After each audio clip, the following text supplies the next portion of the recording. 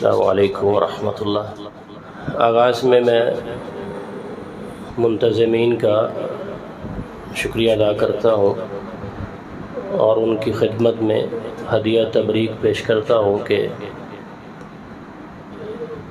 اس طرح کی مجالس انہوں نے قائم کرنے کا اہتمام کیا ہے۔ یہ بڑا ہی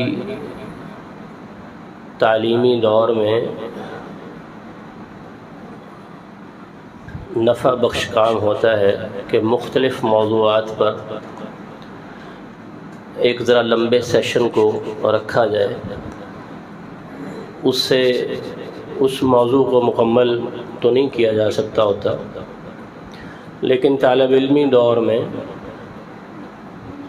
وہ موضوع جس پر ایک ابتدائی درجے کی بات ہو جائے، انسان کے ذہن میں اس کے لیے ایک ونڈو کھل جاتی ہے اور وہ ساری عمر پھر اس میں سے دیکھتا رہتا ہے، اور اگر کبھی بنیاد ہی نہ بنے تو پھر ہر چیز اس کے لیے نئی بن جاتی ہے، جس کو بعض دفعہ سمجھنا بڑا مشکل ہو جاتا ہے۔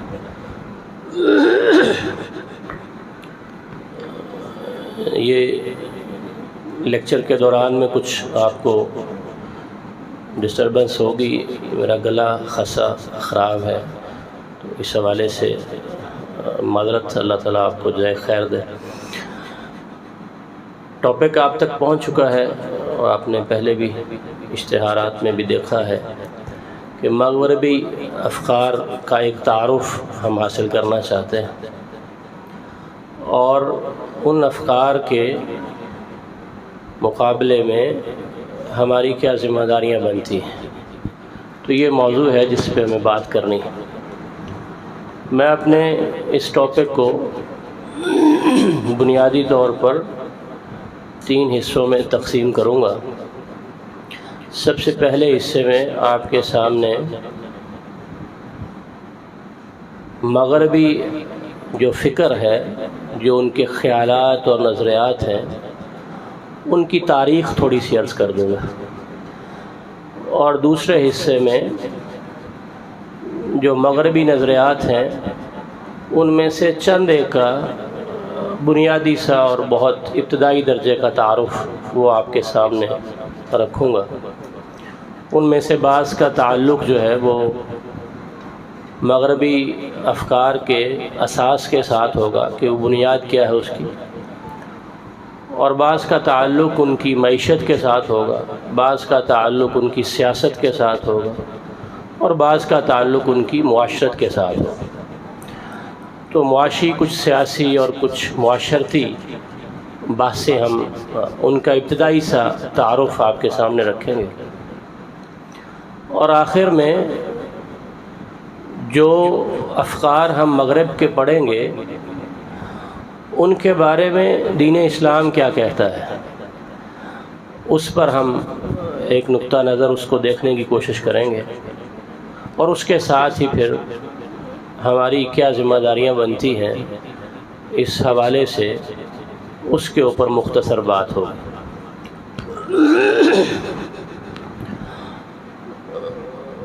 اس ٹاپک کو سمجھنا اس لیے ضروری ہے کہ ہم ایک ایسے علاقے میں رہتے ہیں جہاں انڈائریکٹلی نہیں بلکہ ڈائریکٹلی مغرب نے حکومت کی ہے۔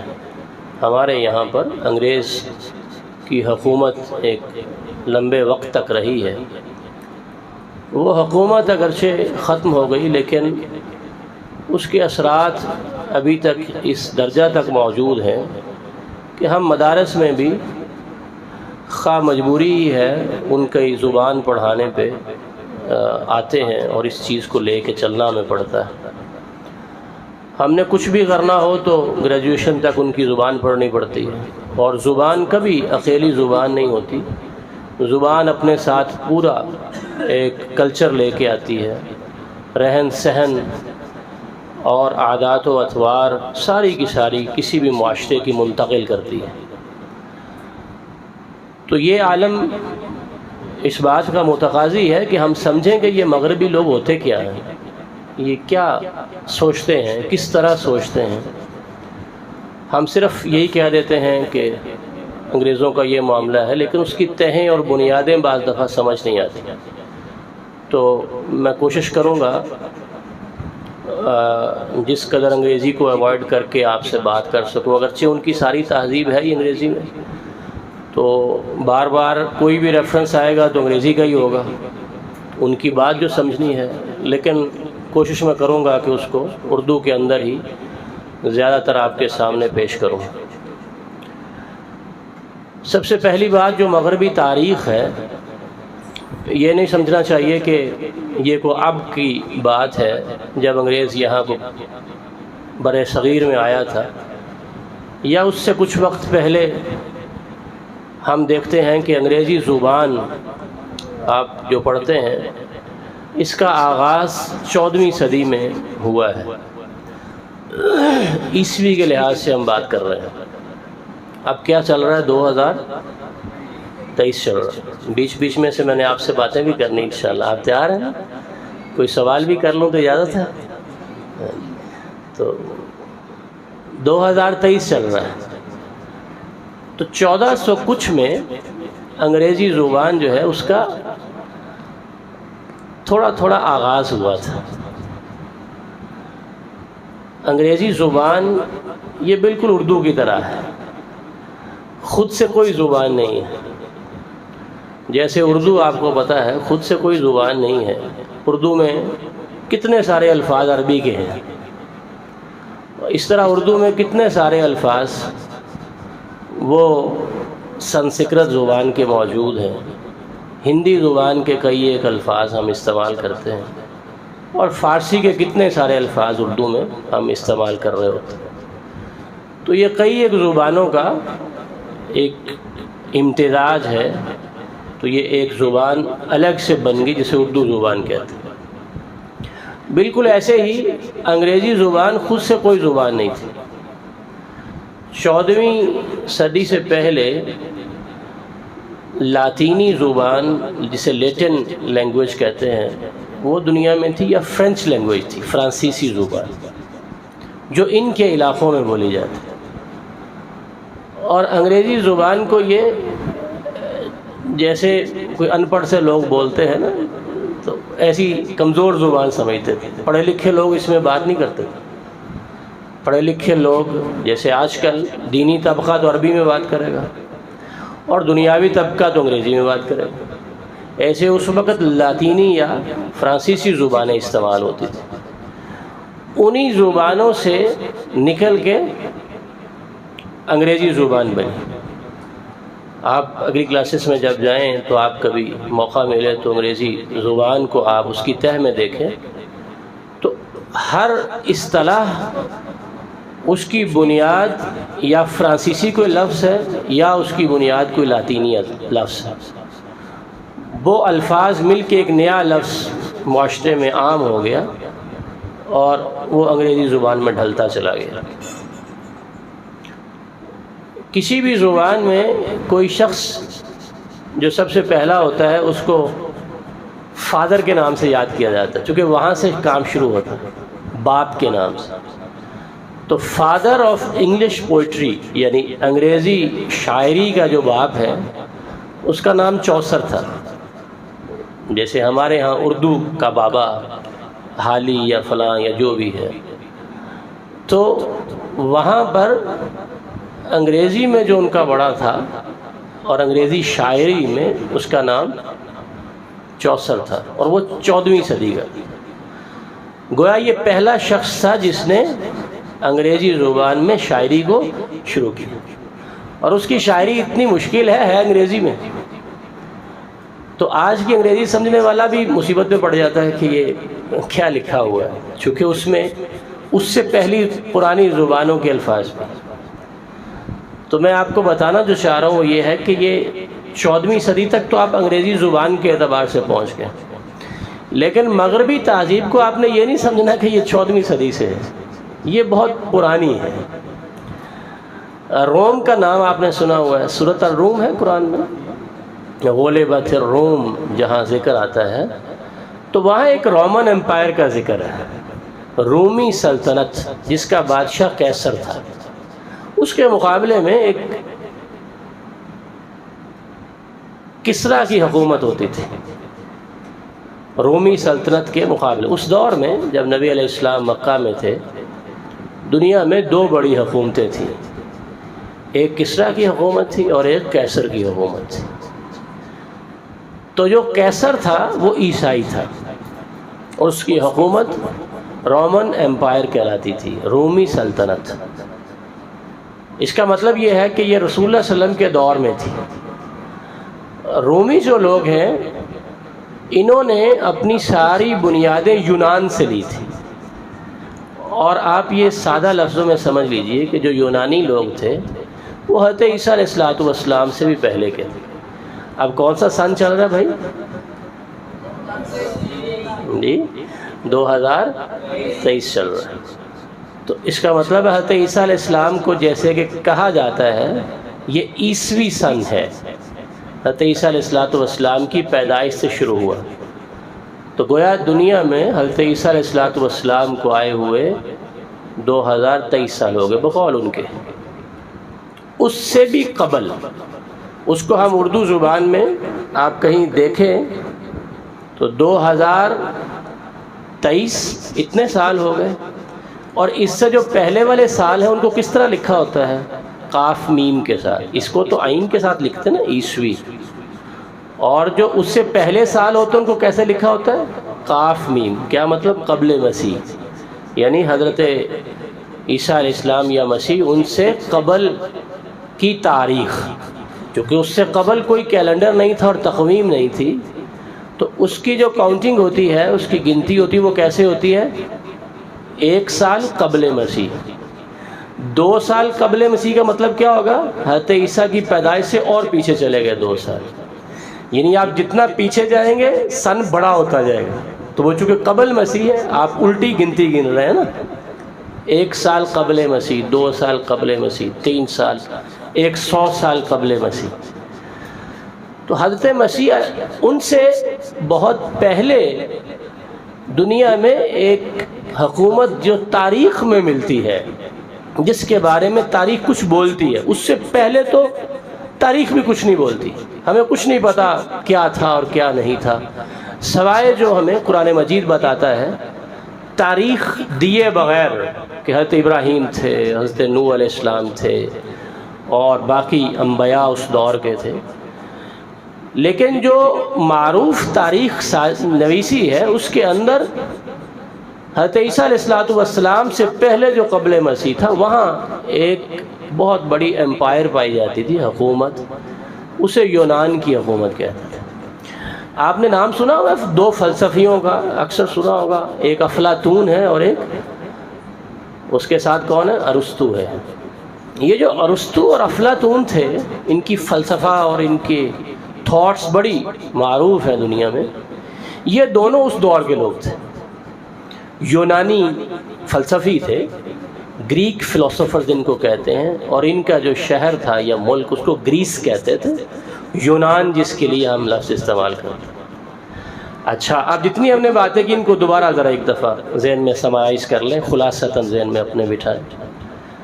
تو مغربی تہذیب کو ہم کہاں سے شروع کر رہے ہیں؟ یونان سے۔ یونانی کہاں تھے؟ قبل مسیح کے علاوہ۔ یونان نے جو ان کے بنیادی اور بڑے فلسفی تھے وہ ارسطو اور افلاطون تھے، اس یونان سے علم اور فکر نظریات لیے کس نے؟ روم نے۔ اور رومی پھر رسول اللہ صلی اللہ علیہ وسلم کے دور سے چلتے آگے آگے آتے آتے ایسے ایک دور میں بھی تھے جب ان کے دور کو اندھیروں کا دور کہا جاتا تھا، ڈارک ایجز کہا جاتا تھا۔ ڈارک کا معنی کیا ہوتا ہے؟ اندھیرے، اور ایجز کا معنی زمانے۔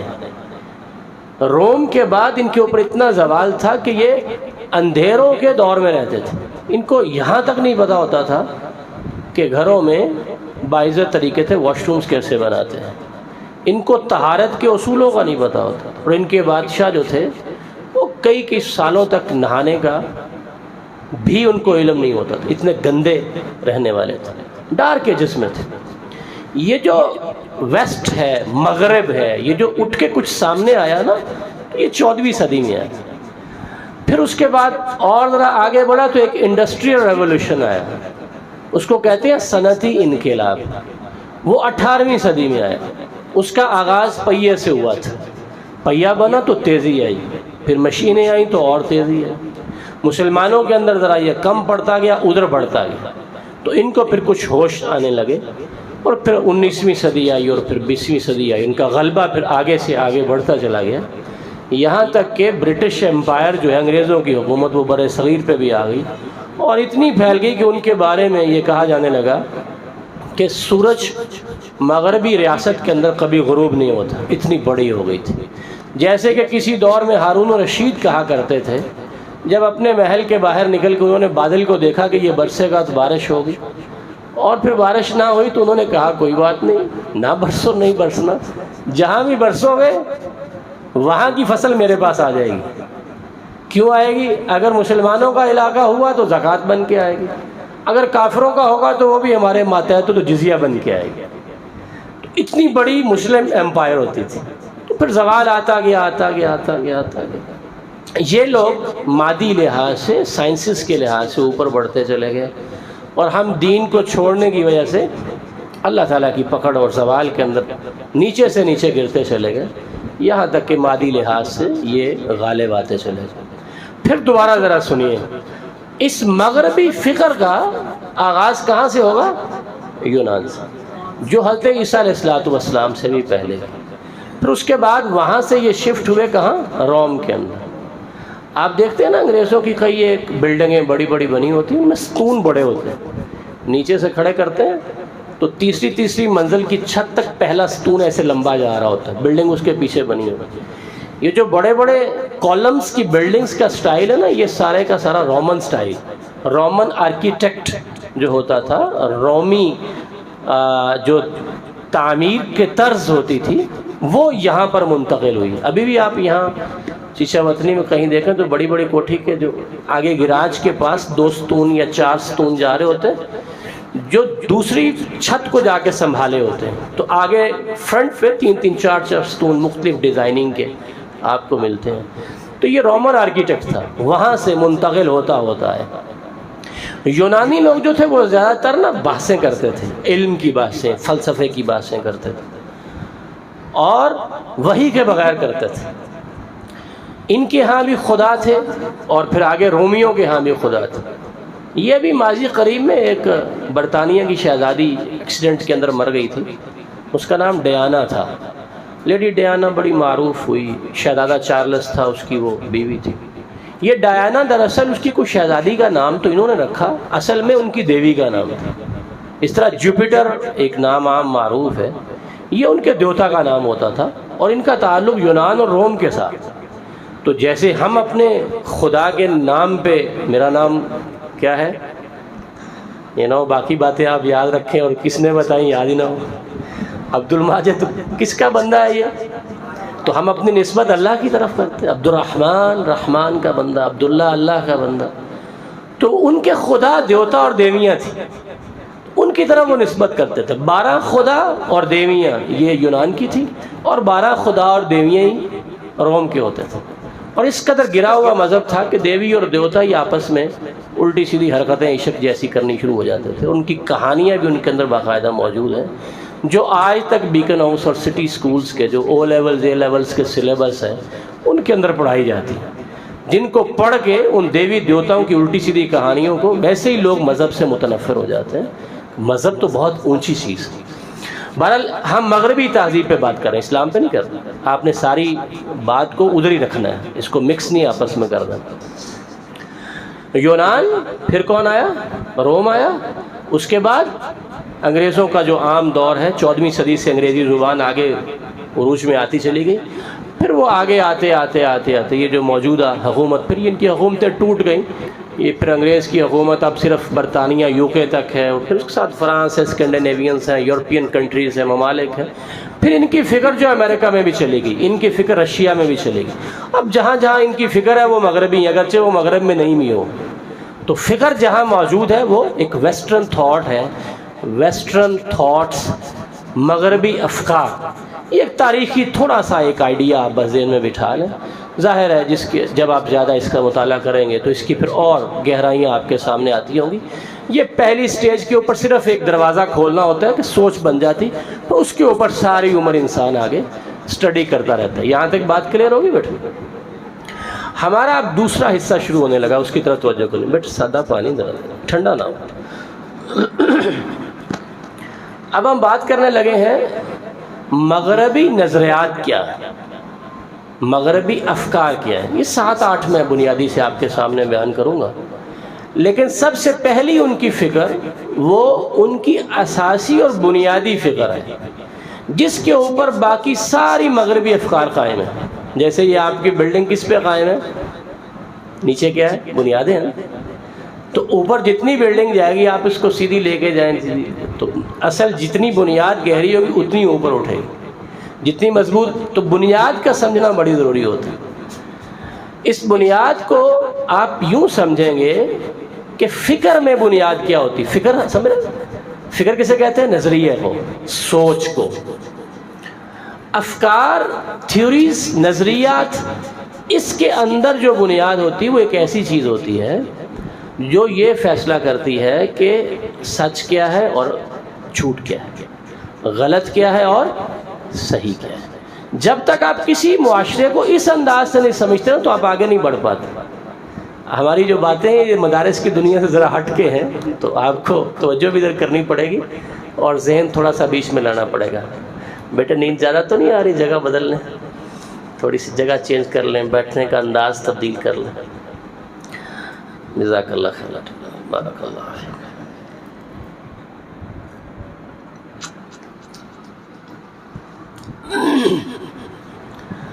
کچھ اساتذہ کے مسائل ہوتے ہیں. تو میرا ایک مسئلہ آپ سمجھ لیں، اس پہ آپ کو ظاہر ایڈجسٹ کرنا پڑے گا، اور وہ یہ ہے کہ ایک بچے کی بھی آنکھ بند ہو نا تو میرا بولنا رک جاتا ہے. ٹھیک ہے؟ میرا مسئلہ سمجھ آ گیا آپ کو؟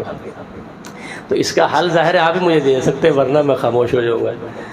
تو یہ ایک مسئلہ ہے، بس اس کا آپ سمجھیں کہ میری مجبوری ہے، اس کو آپ نے قبول کرنا ہے. ٹھیک ہے؟ انشاءاللہ سارے کریں گے. طلبہ ذرا ہاتھ کھڑا کریں. ماشاءاللہ. اللہ تعالیٰ آپ کو برکت دے، اللہ تعالیٰ آپ کو برکت دے، اللہ تعالیٰ آپ کو برکت دے. پتہ نہیں واقعہ سچا ہے کہ نہیں، لکھا ہوا ہے لوگوں نے مختلف کتابوں میں اور عموماً ذکر آتا رہتا ہے، مجھے اس کی تحقیق نہیں ہے، کہ ایک شخص پاکستان کا رہنے والا تھا لیکن پہلے برِ صغیر میں تھا، اور وہ جو برِ صغیر کا آدمی تھا اس نے کوئی انگریزوں کے جب یہاں ان کی حکومت تھی کوئی کام شام کیا تو وہ بڑے خوش ہوئے، تو اس کو لے گئے اپنے انگریز علاقے میں، سیر شیر کرواتے ہیں آپ. تو وہ سیر سر کرتا رہا وہاں. تو پھر ایک دن کہتے ہیں ہم آپ کو ذرا اسپیشل چیز دکھائیں گے، لیکن آپ کو دائیں بائیں نہیں دیکھنا، بس نیچے منہ کر کے بیٹھ جائیں. کہتے ہیں بیٹھ گیا، پتہ نہیں غیر سا علاقہ، بے آباد، کچھ صحرا جنگل، پتہ نہیں کیا کچھ تھا. میں کہوں یہ مجھے کہاں لے کے جا رہے ہیں. خیر اس علاقے میں بہت آگے جا کے لمبا ایک سفر طے کرنے کے بعد ایک دم ایک عمارت آ گئی. اس عمارت کے اندر وہ جو ڈرائیور تھا 7 بندہ وہ اندر گئے، وہاں سے اجازت ملی تو ہم اندر داخل ہوئے. میں بڑا حیران کہ اتنے صحراؤں اور جنگلوں میں یہ عمارت کہاں سے آ گئی. تو جب میں اندر داخل ہوا ان انگریزوں کی حکومت کے اندر ایک ایسے علاقے میں جو بیابان والا تھا، تو وہاں میں نے دیکھا کہ داڑھیوں والے اور لال رومال لیے لڑکے پڑھ رہے ہیں، ایک کلاس، دوسری، تیسری، چوتھی. میں نے کچھ آگے ہو کے دیکھا تو کوئی قرآن کی کلاس چل رہی، کوئی نحو کی، کوئی صرف کی، کوئی اجرا ہو رہا ہے، اور کہیں صیغے حل ہو رہے ہیں، اور کہیں فقہ پڑھی جا رہی ہے، اور کہیں میں نے کہی. تو میں نے ان سے پوچھا کہ نہیں آپ دیکھتے جائیں کیا ہے، بات نہیں کرنی ابھی آپ نے. تو وہ کہتے ہیں کہ میں پھر دیکھتا رہا اور کیا ہو رہا ہے یہاں. تو آخر میں نے ان سے پوچھا کہ بھائی اتنی بڑی اسلامی یونیورسٹی یہاں پر اور یہ مسلمان بچے اور مسلمان اساتذہ. تو جب مجھے سوال کرنے کا موقع ملا علیحدگی میں تو انہوں نے ایک بچے کو بلایا اور اس کا لال رومال پیچھے کیا تو اس کے گلے میں صلیب لٹک رہی تھی.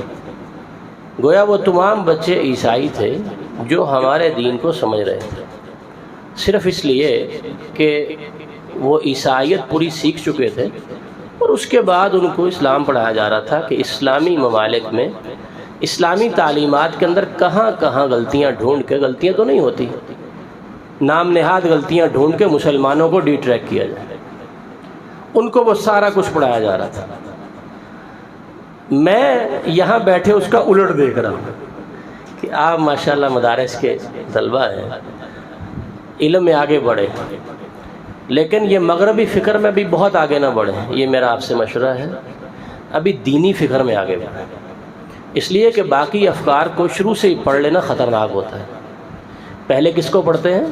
قرآن کو، حدیث کو، فقہ اسلامی کو، عقائد کو خاص طور پر، نظریات اسلامی کو خاص طور پر پڑھتے ہیں۔ ہمارے مشاہیر جو علماء محدثین ہیں ان کو خاص طور پر پڑھتے ہیں۔ جب اس میں خوب پختگی آ جائے تو پھر باقیوں کو دیکھتے ہیں تاکہ کہیں آپ ان سے متاثر نہ ہو، اپنی بنیادیں پہلے اچھی طرح سے مضبوط ہو جائیں۔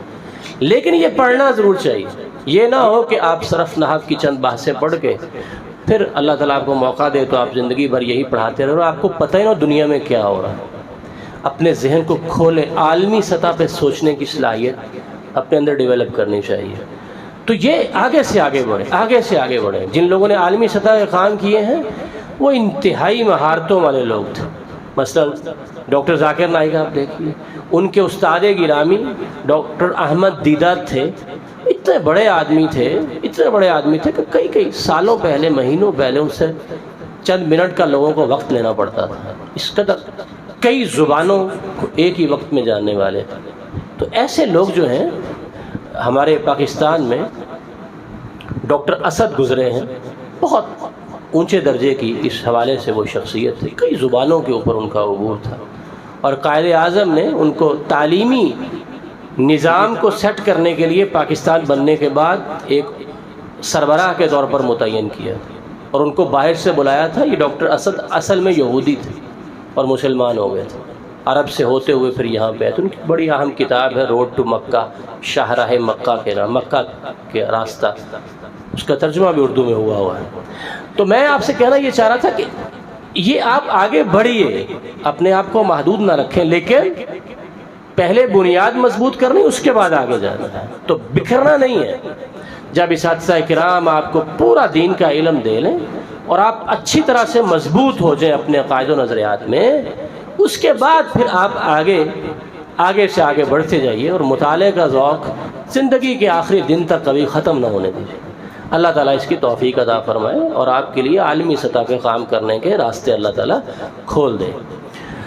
تو میں آپ سے عرض یہ کر رہا تھا کہ جب بھی آپ کسی بھی تہذیب کو، کسی بھی ملک کے رہن سہن کو پڑھیں گے تو سب سے پہلے کس چیز کو پڑھنا ہے کہ ان کے ہاں سچ اور جھوٹ کو کیسے پرکھا جاتا ہے، اصول سمجھیں گے نا سب سے پہلے۔ ان کے ہاں حق اور باطل کا معیار کیا ہے، پہلے معیار سمجھ آئے گا تو پھر ہی سمجھ آئے گی نا کہ یہ غلط ہے، یہ صحیح ہے، یہ غلط ہے، یہ صحیح، یہ غلط ہے، یہ صحیح ہے۔ تو ابھی ہم آپ سے کہتے ہیں کہ نماز میں ہاتھ کہاں تک اٹھاتے ہیں، کہاں باندھتے ہیں، تو آپ کے سامنے معیار کیا ہے؟ آپ فوراً قرآن کی آیتوں کی طرف جائیں، آپ فوراً کدھر جائیں گے؟ احادیث کی طرف، آپ فوراً محدثین کے اور ائمہ کے اقوال اور فتاویٰ کی طرف جائیں۔ تو آپ کے سامنے ایک معیار آیا کہ ان بنیادوں پہ ہم فیصلہ کریں گے، یہ غلط ہے، یہ صحیح۔ تو مغرب کو آپ نے سمجھنا ہے۔ ابھی آپ ذرا ٹاپک ہمارا یہ ہے کہ مغربی افکار کے بارے میں ہم کچھ سمجھنا چاہ رہے ہیں۔ تو سب سے پہلے کس چیز کو سمجھنا ہے کہ مغربی افکار وہ اپنے پاس کیا معیار رکھتے ہیں جس کو سامنے رکھ کے وہ فیصلہ کرتے ہیں یہ غلط ہے، یہ صحیح ہے۔ تو وہ معیار سمجھنا ہے، یہ سب سے پہلی بنیاد ہے۔ جب آپ یہ سمجھ جائیں گے تو آگے بڑھنے میں آپ کو آسانی ہوگی۔ مغرب کے بارے میں ہم صرف اتنا ہی جانتے ہیں پاکستانی کہ وہاں لوگ قانون کی بڑی پابندی کرتے ہیں۔ مغرب سے جو امریکہ سے، برطانیہ سے ہمارے پاس آتا ہے نا بیچارہ، وہ بھی سادہ سا آدمی ہوتا ہے، علمی طور پر تو نہیں ہوتا، بس وہاں کو 8-10 سال رہ کے آ جاتا ہے بیچارہ، اور دنیا جو اس نے کو پڑھی ہوتی ہے وہ بھی موازنے کے ساتھ، اور کمپیریٹیو اسٹڈی اس نے نہیں کی ہوتی، بس کچھ دیکھا ہوتا ہے۔ وہ ہمیں یہ کہتا ہے وہاں 10-10 منٹ لوگ کھڑے رہتے ہیں، اگر سرخ بتی ہو نا تو گاڑی چوک سے گزارتے نہیں، اس کے لیے مغرب بس اتنا ہی ہوتا ہے۔ وہ لائن میں لگے ہم لوگ دیکھتے ہیں، کوئی بندہ لائن نہیں توڑتا، آپ پاکستان میں رہتے ہو، آپ تو سرخ بتی بھی پار کر لیتے ہو، آپ تو پولیس کی بات نہیں مانتے. تو سارا مغرب بس ہمیں بتیوں میں ہی نظر آتا ہے جو لوگ ہمیں بتاتے ہیں. وہاں قانون کی خلاف ورزی نہیں ہوتی. یہ بہت ایک جاہل آدمی کی نظر ہوتی ہے کہ وہ اتنا سا دیکھتا ہے. آپ کون ہیں؟ پڑھے لکھے لوگ ہیں. پڑھے لکھے لوگ ظاہر کو نہیں دیکھتے ہوتے. پڑھے لکھے لوگ کس چیز کو دیکھتے ہیں؟ اس کے ظاہر کے پیچھے کیا ہے. میں نے داڑھی رکھی تو کیوں رکھی ہے، میرے دل میں کیا ہے. اس آدمی نے داڑھی چھوٹی رکھی، کیوں رکھی. ایک آدمی شیو کر رہا ہے، اس کی شیو کو نہیں دیکھنا کیوں کیا. اس وقت یہ سجدے میں مسجد میں اللہ کے سامنے جھک گیا، دوسرا آدمی بت کے سامنے جھک گیا، تیسرا آدمی قبر کے سامنے جھک گیا، چوتھا آدمی حضرت عیسیٰ علیہ السلام کی مورتی کے سامنے جھک گیا. سارے جھک رہے ہیں، یہ فرق کیوں پڑ گیا؟ اس کے پیچھے اصل میں مسئلہ ہے. تو جب تک ہم حق اور باطل کے معیار کو نہیں نہ سمجھیں گے، کسی بھی ملک کے، کسی بھی تہذیب کے، اس وقت تک آپ صحیح فیصلہ کر ہی نہیں پاتے. تو لہٰذا یہ جو سرخ بتیوں کے پیچھے ہمیں لگاتے ہیں نا، آپ نے ان سے زیادہ مرعوب نہیں ہونا. آپ نے مغربی فکر جو ہے، جو امریکہ میں ہے، جو برطانیہ میں ہے، فرانس میں ہے، UK میں ہے، وہاں سے کوئی بھی شخص آئے، ہم علماء نے کبھی پریشان نہیں ہو. قانون کی پابندی ہو رہی ہے، ہاں وہ ٹھیک. وہاں سرخ بتی کو آگے پیچھے نہیں کرتی. رشوت نہیں لی، چلو نہیں ٹھیک. کیوں نہیں لی؟ یہ اصل سوال ہے. یہ پوچھنے والی بات ہے. کیا اللہ کے لیے نہیں لی انہوں نے رشوت، یا کوئی اور بڑا ہے پیچھے؟ بات سمجھ آ رہی ہے جو میں کہہ رہا ہوں؟ اس نے سرخ بتی کو دیکھ کے گاڑی روک لی، کوئی پولیس والا نہیں تھا، اس نے گاڑی پار نہیں کی. کس لیے ایسا کیا اس نے؟ کہ اللہ تعالیٰ پیچھے، اس کا حکم تھا، محمد رسول اللہ کا حکم تھا، یا کچھ اور مسئلہ ہے؟ یہ جب تک ہم نہیں نہ سمجھیں گے تب تک بات آگے نہیں بڑھے گی. اور ہم مغرب کے بارے میں یا کسی بھی اور تہذیب کے بارے میں غلط سمجھتے رہیں. مثلاً آپ بڑے ہو کے ہندوازم کو پڑھنا شروع کر دیں، تو ہندوازم کے ظاہر کو نہیں دیکھنا، سب سے پہلے کیا دیکھنا ہے؟ ہندو مذہب کس بنیاد پہ فیصلہ کرتا ہے کہ یہ غلط ہے اور یہ صحیح، یہ گناہ ہے اور یہ ثواب. وہ اصول پہلے سمجھنا ہے. یہ تھوڑی سی باتیں آپ کو سمجھ آ گئی؟ تو سب سے پہلے بیٹے جس بات کو آپ دیکھیں گے وہ کس کو دیکھنا ہے آپ نے؟ مغرب کس بنیاد پہ کسی چیز کو غلط یا صحیح کہتا ہے. بس اس کا جواب سنیے ایک لفظ میں. وہ انسانی عقل کو معیار کہتا ہے. سمجھ آئی بات؟ کس کو معیار کہتا ہے؟ ہم کس کو کہتے ہیں یہ تو آگے جا کے ہم سمجھیں گے نا. مغرب کس کو معیار کہتا ہے؟ انسانی عقل کو. ان کے اس فلسفے کو انگریزی زبان میں کہتے ہیں ریشنلزم. ہم اردو میں اس کا ترجمہ کریں تو ہم کہتے ہیں عقلیت پرستی. کیا کہتے ہیں؟ پرستش کس کی ہوتی ہے؟ اللہ تعالیٰ کی، جو ہمارا نظریہ ہے. وہاں پرستش کس کی ہے؟ مغرب کو آپ سمجھ رہے ہیں نا، تو آپ نے بیچ میں عیسائیت کو نہیں لے کے آنا. عیسائیت ایک الگ شے ہے، یہ اچھی طرح ذہن میں رکھنا ہے. عیسائیت کیا ہے؟ وہ ایک الگ ہے. مغرب کے اندر وہ بالکل ایک سائڈ کونے میں ہے. مغرب عیسائیت نہیں ہے. یہ ذرا بڑے درجے کی باتیں پھر کسی وقت ہم آپس سے ڈسکس کریں گے. اس ٹاپک کو لے کے چلیں گے کہ مغربی فکر اور چیز ہے، عیسائیت اور چیز ہے. مغرب میں تو شراب بھی پی رہے ہیں لوگ، اور انہوں نے جائز کی ہوئی ہے. تو کیا عیسائیت میں شراب جائز ہے؟ نہیں. تو یہ کیا مسئلہ ہے پھر؟ مسئلہ کچھ اور ہے. مغرب جب بھی آپ سے پوچھا جائے کہ مغرب کا حق اور باطل، ثواب اور گناہ کا معیار کیا، تو آپ کیا جواب دیں گے بیٹا؟ عقل. انسانی عقل. انسانی عقل کو اس درجے پہ وہ لے گئے ہیں کہ اس کے لیے ہم لفظ استعمال کرتے ہیں اپنی اردو زبان میں عقلیت پرستی. گویا عقل کی وہ اس حد تک اہمیت بنا بیٹھے ہیں کہ اس کی پرستش کرو، جیسے عقل کہے گی ویسے ہو. عقلیت پرستی کی بنیاد پہ وہ چیزوں کو دیکھتے ہیں. اچھا بیٹے اب تھوڑی دیر کے لیے آپ سوچ لیجئے عقل کتنی بڑی ہے. بطور مزاح آپ کو کہہ رہا ہوں، لوگ کہتے ہیں عقل بڑی کہ بھینس بڑی. یہ تو خیر ایسی معروف بات ہے. عقل کے اوپر اگر آپ سوچئے کسی بھی انسان کی عقل کتنی بڑی ہوتی ہے. هل أتى على الإنسان حين من الدهر لم يكن شيئا مذكورا. پیدا ہونے سے پہلے کچھ سمجھ آتی ہے عقل سے؟ کہاں تھا بھائی تو؟ اس سے پہلے تو کچھ بھی نہیں تھا. تو عقل جواب دے جاتی ہے. مرنے کے بعد بھی عقل کام آتی ہے؟ وہاں بھی جواب دے. ڈاکٹر بڑے دھیان سے مریض کو دیکھیں گے اور یہ کرے وہ کرے. وہ جو ہی مر جاتا تو کہتے ہیں مولوی صاحب سے رابطہ کریں، وہ بتائیں گے کہ قبر میں کیا ہوگا اور آگے کیا ہے. ہماری بس ہو گئی یہاں پہ، جتنا بھی پڑھا لکھا ہو کہتے ہیں بس لے جائیں. حتیٰ کہ سب سے بڑے پاکستان کے ڈاکٹر جو ہیں ان کے والد گرامی اگر فوت ہو جائیں تو وہ بھی کس کے پاس جاتے ہیں کہ اب بھائی کیا کرنا ہے آپ ہی بتائیں گے، ہمارے تو یہاں سلسلہ ختم ہوگا. تو عقل جو ہے اس کی لمٹس ہیں، محدود ہیں. یہ تھوڑی سی عقلیت پرستی کو بھی سمجھے نا کہ عقل کیا ہے. پھر عقل جو ہے یہ کبھی غلط کہتی ہے کبھی صحیح کہتی ہے. حتیٰ کہ ان کے اپنے لوگ بھی آج ایک بات کہتے ہیں کل ایک اور کہتے ہیں. ایک نقشہ بنا کے کہتے ہیں نہیں اس سے بہتر یہ ہوگا.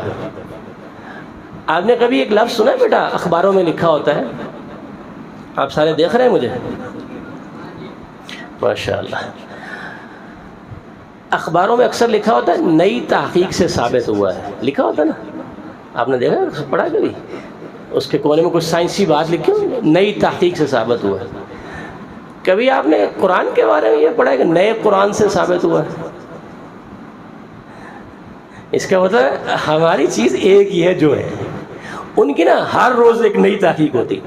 اچھا یہ جملہ نا اس سے لوگ اتنے متاثر ہوتے ہیں نئی تحقیق سے. حالانکہ اس جملے پہ رونا چاہیے. کیسے؟ 2023 کون سا مہینہ چل رہا ہے بیٹا؟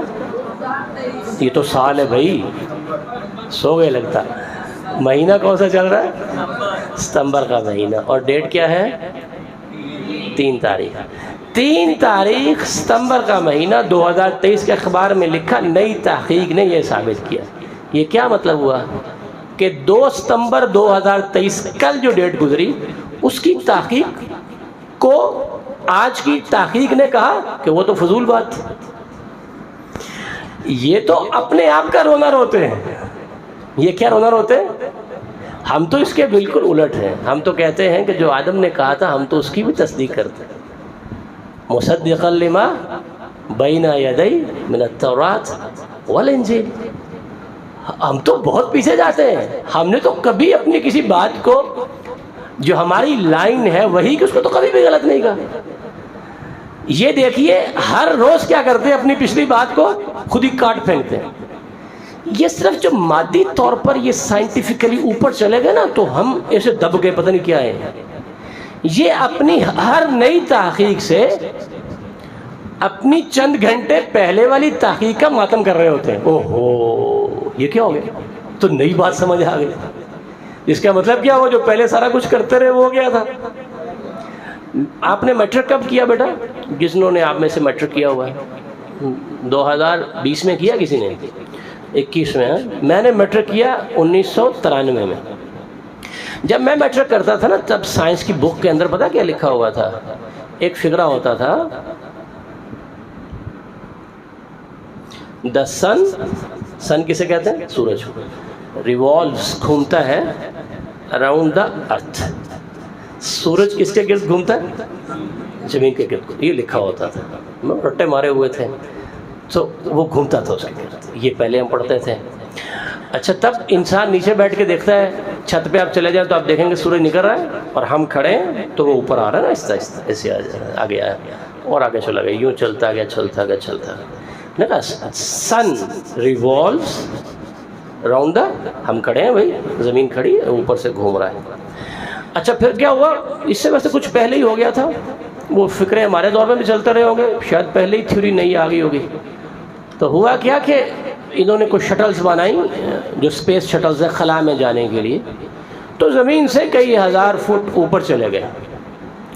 اوپر جا کے جب انہوں نے دیکھا کہ یہ تو زمین گھومی جا رہی ہے سورج کے گرد کا تو کیا کیا انہوں نے؟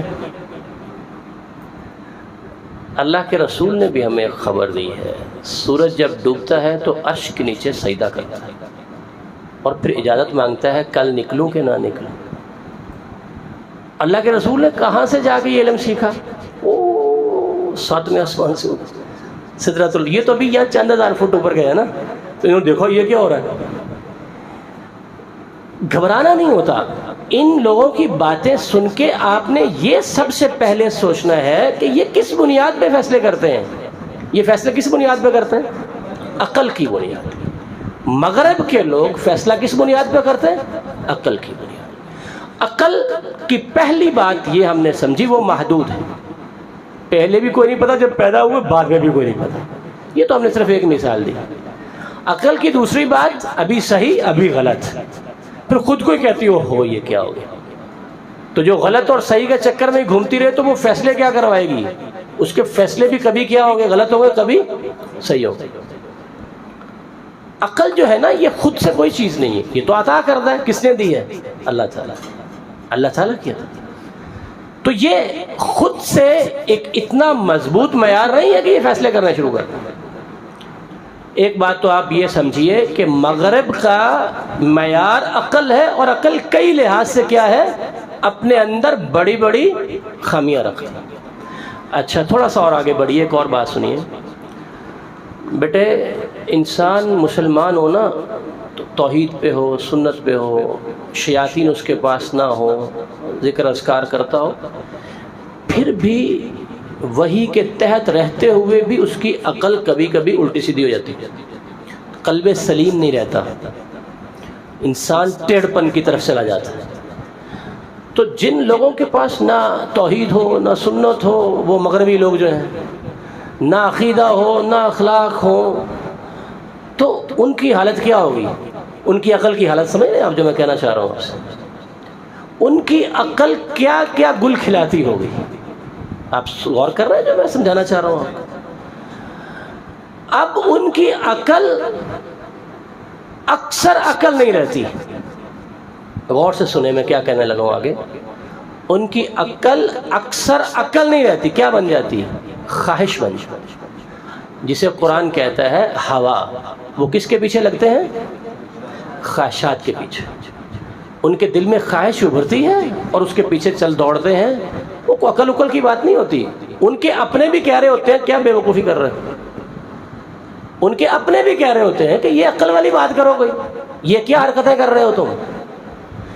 تو ان کا معیار صرف عقل نہیں ہے، بلکہ عقل سے بھی گری ہوئی ایک چیز ہے. وہ کیا ہے؟ وہ خواہش پرستی، حیوانیت پرستی جو ہوتی ہے نا. جدھر کو دماغ گیا وہ اس وقت دماغ کس کے کنٹرول میں ہے؟ ابلیس چھایا ہے اس کے اوپر، اور ساری خواہشات اس کی آگے بڑھ رہی ہیں.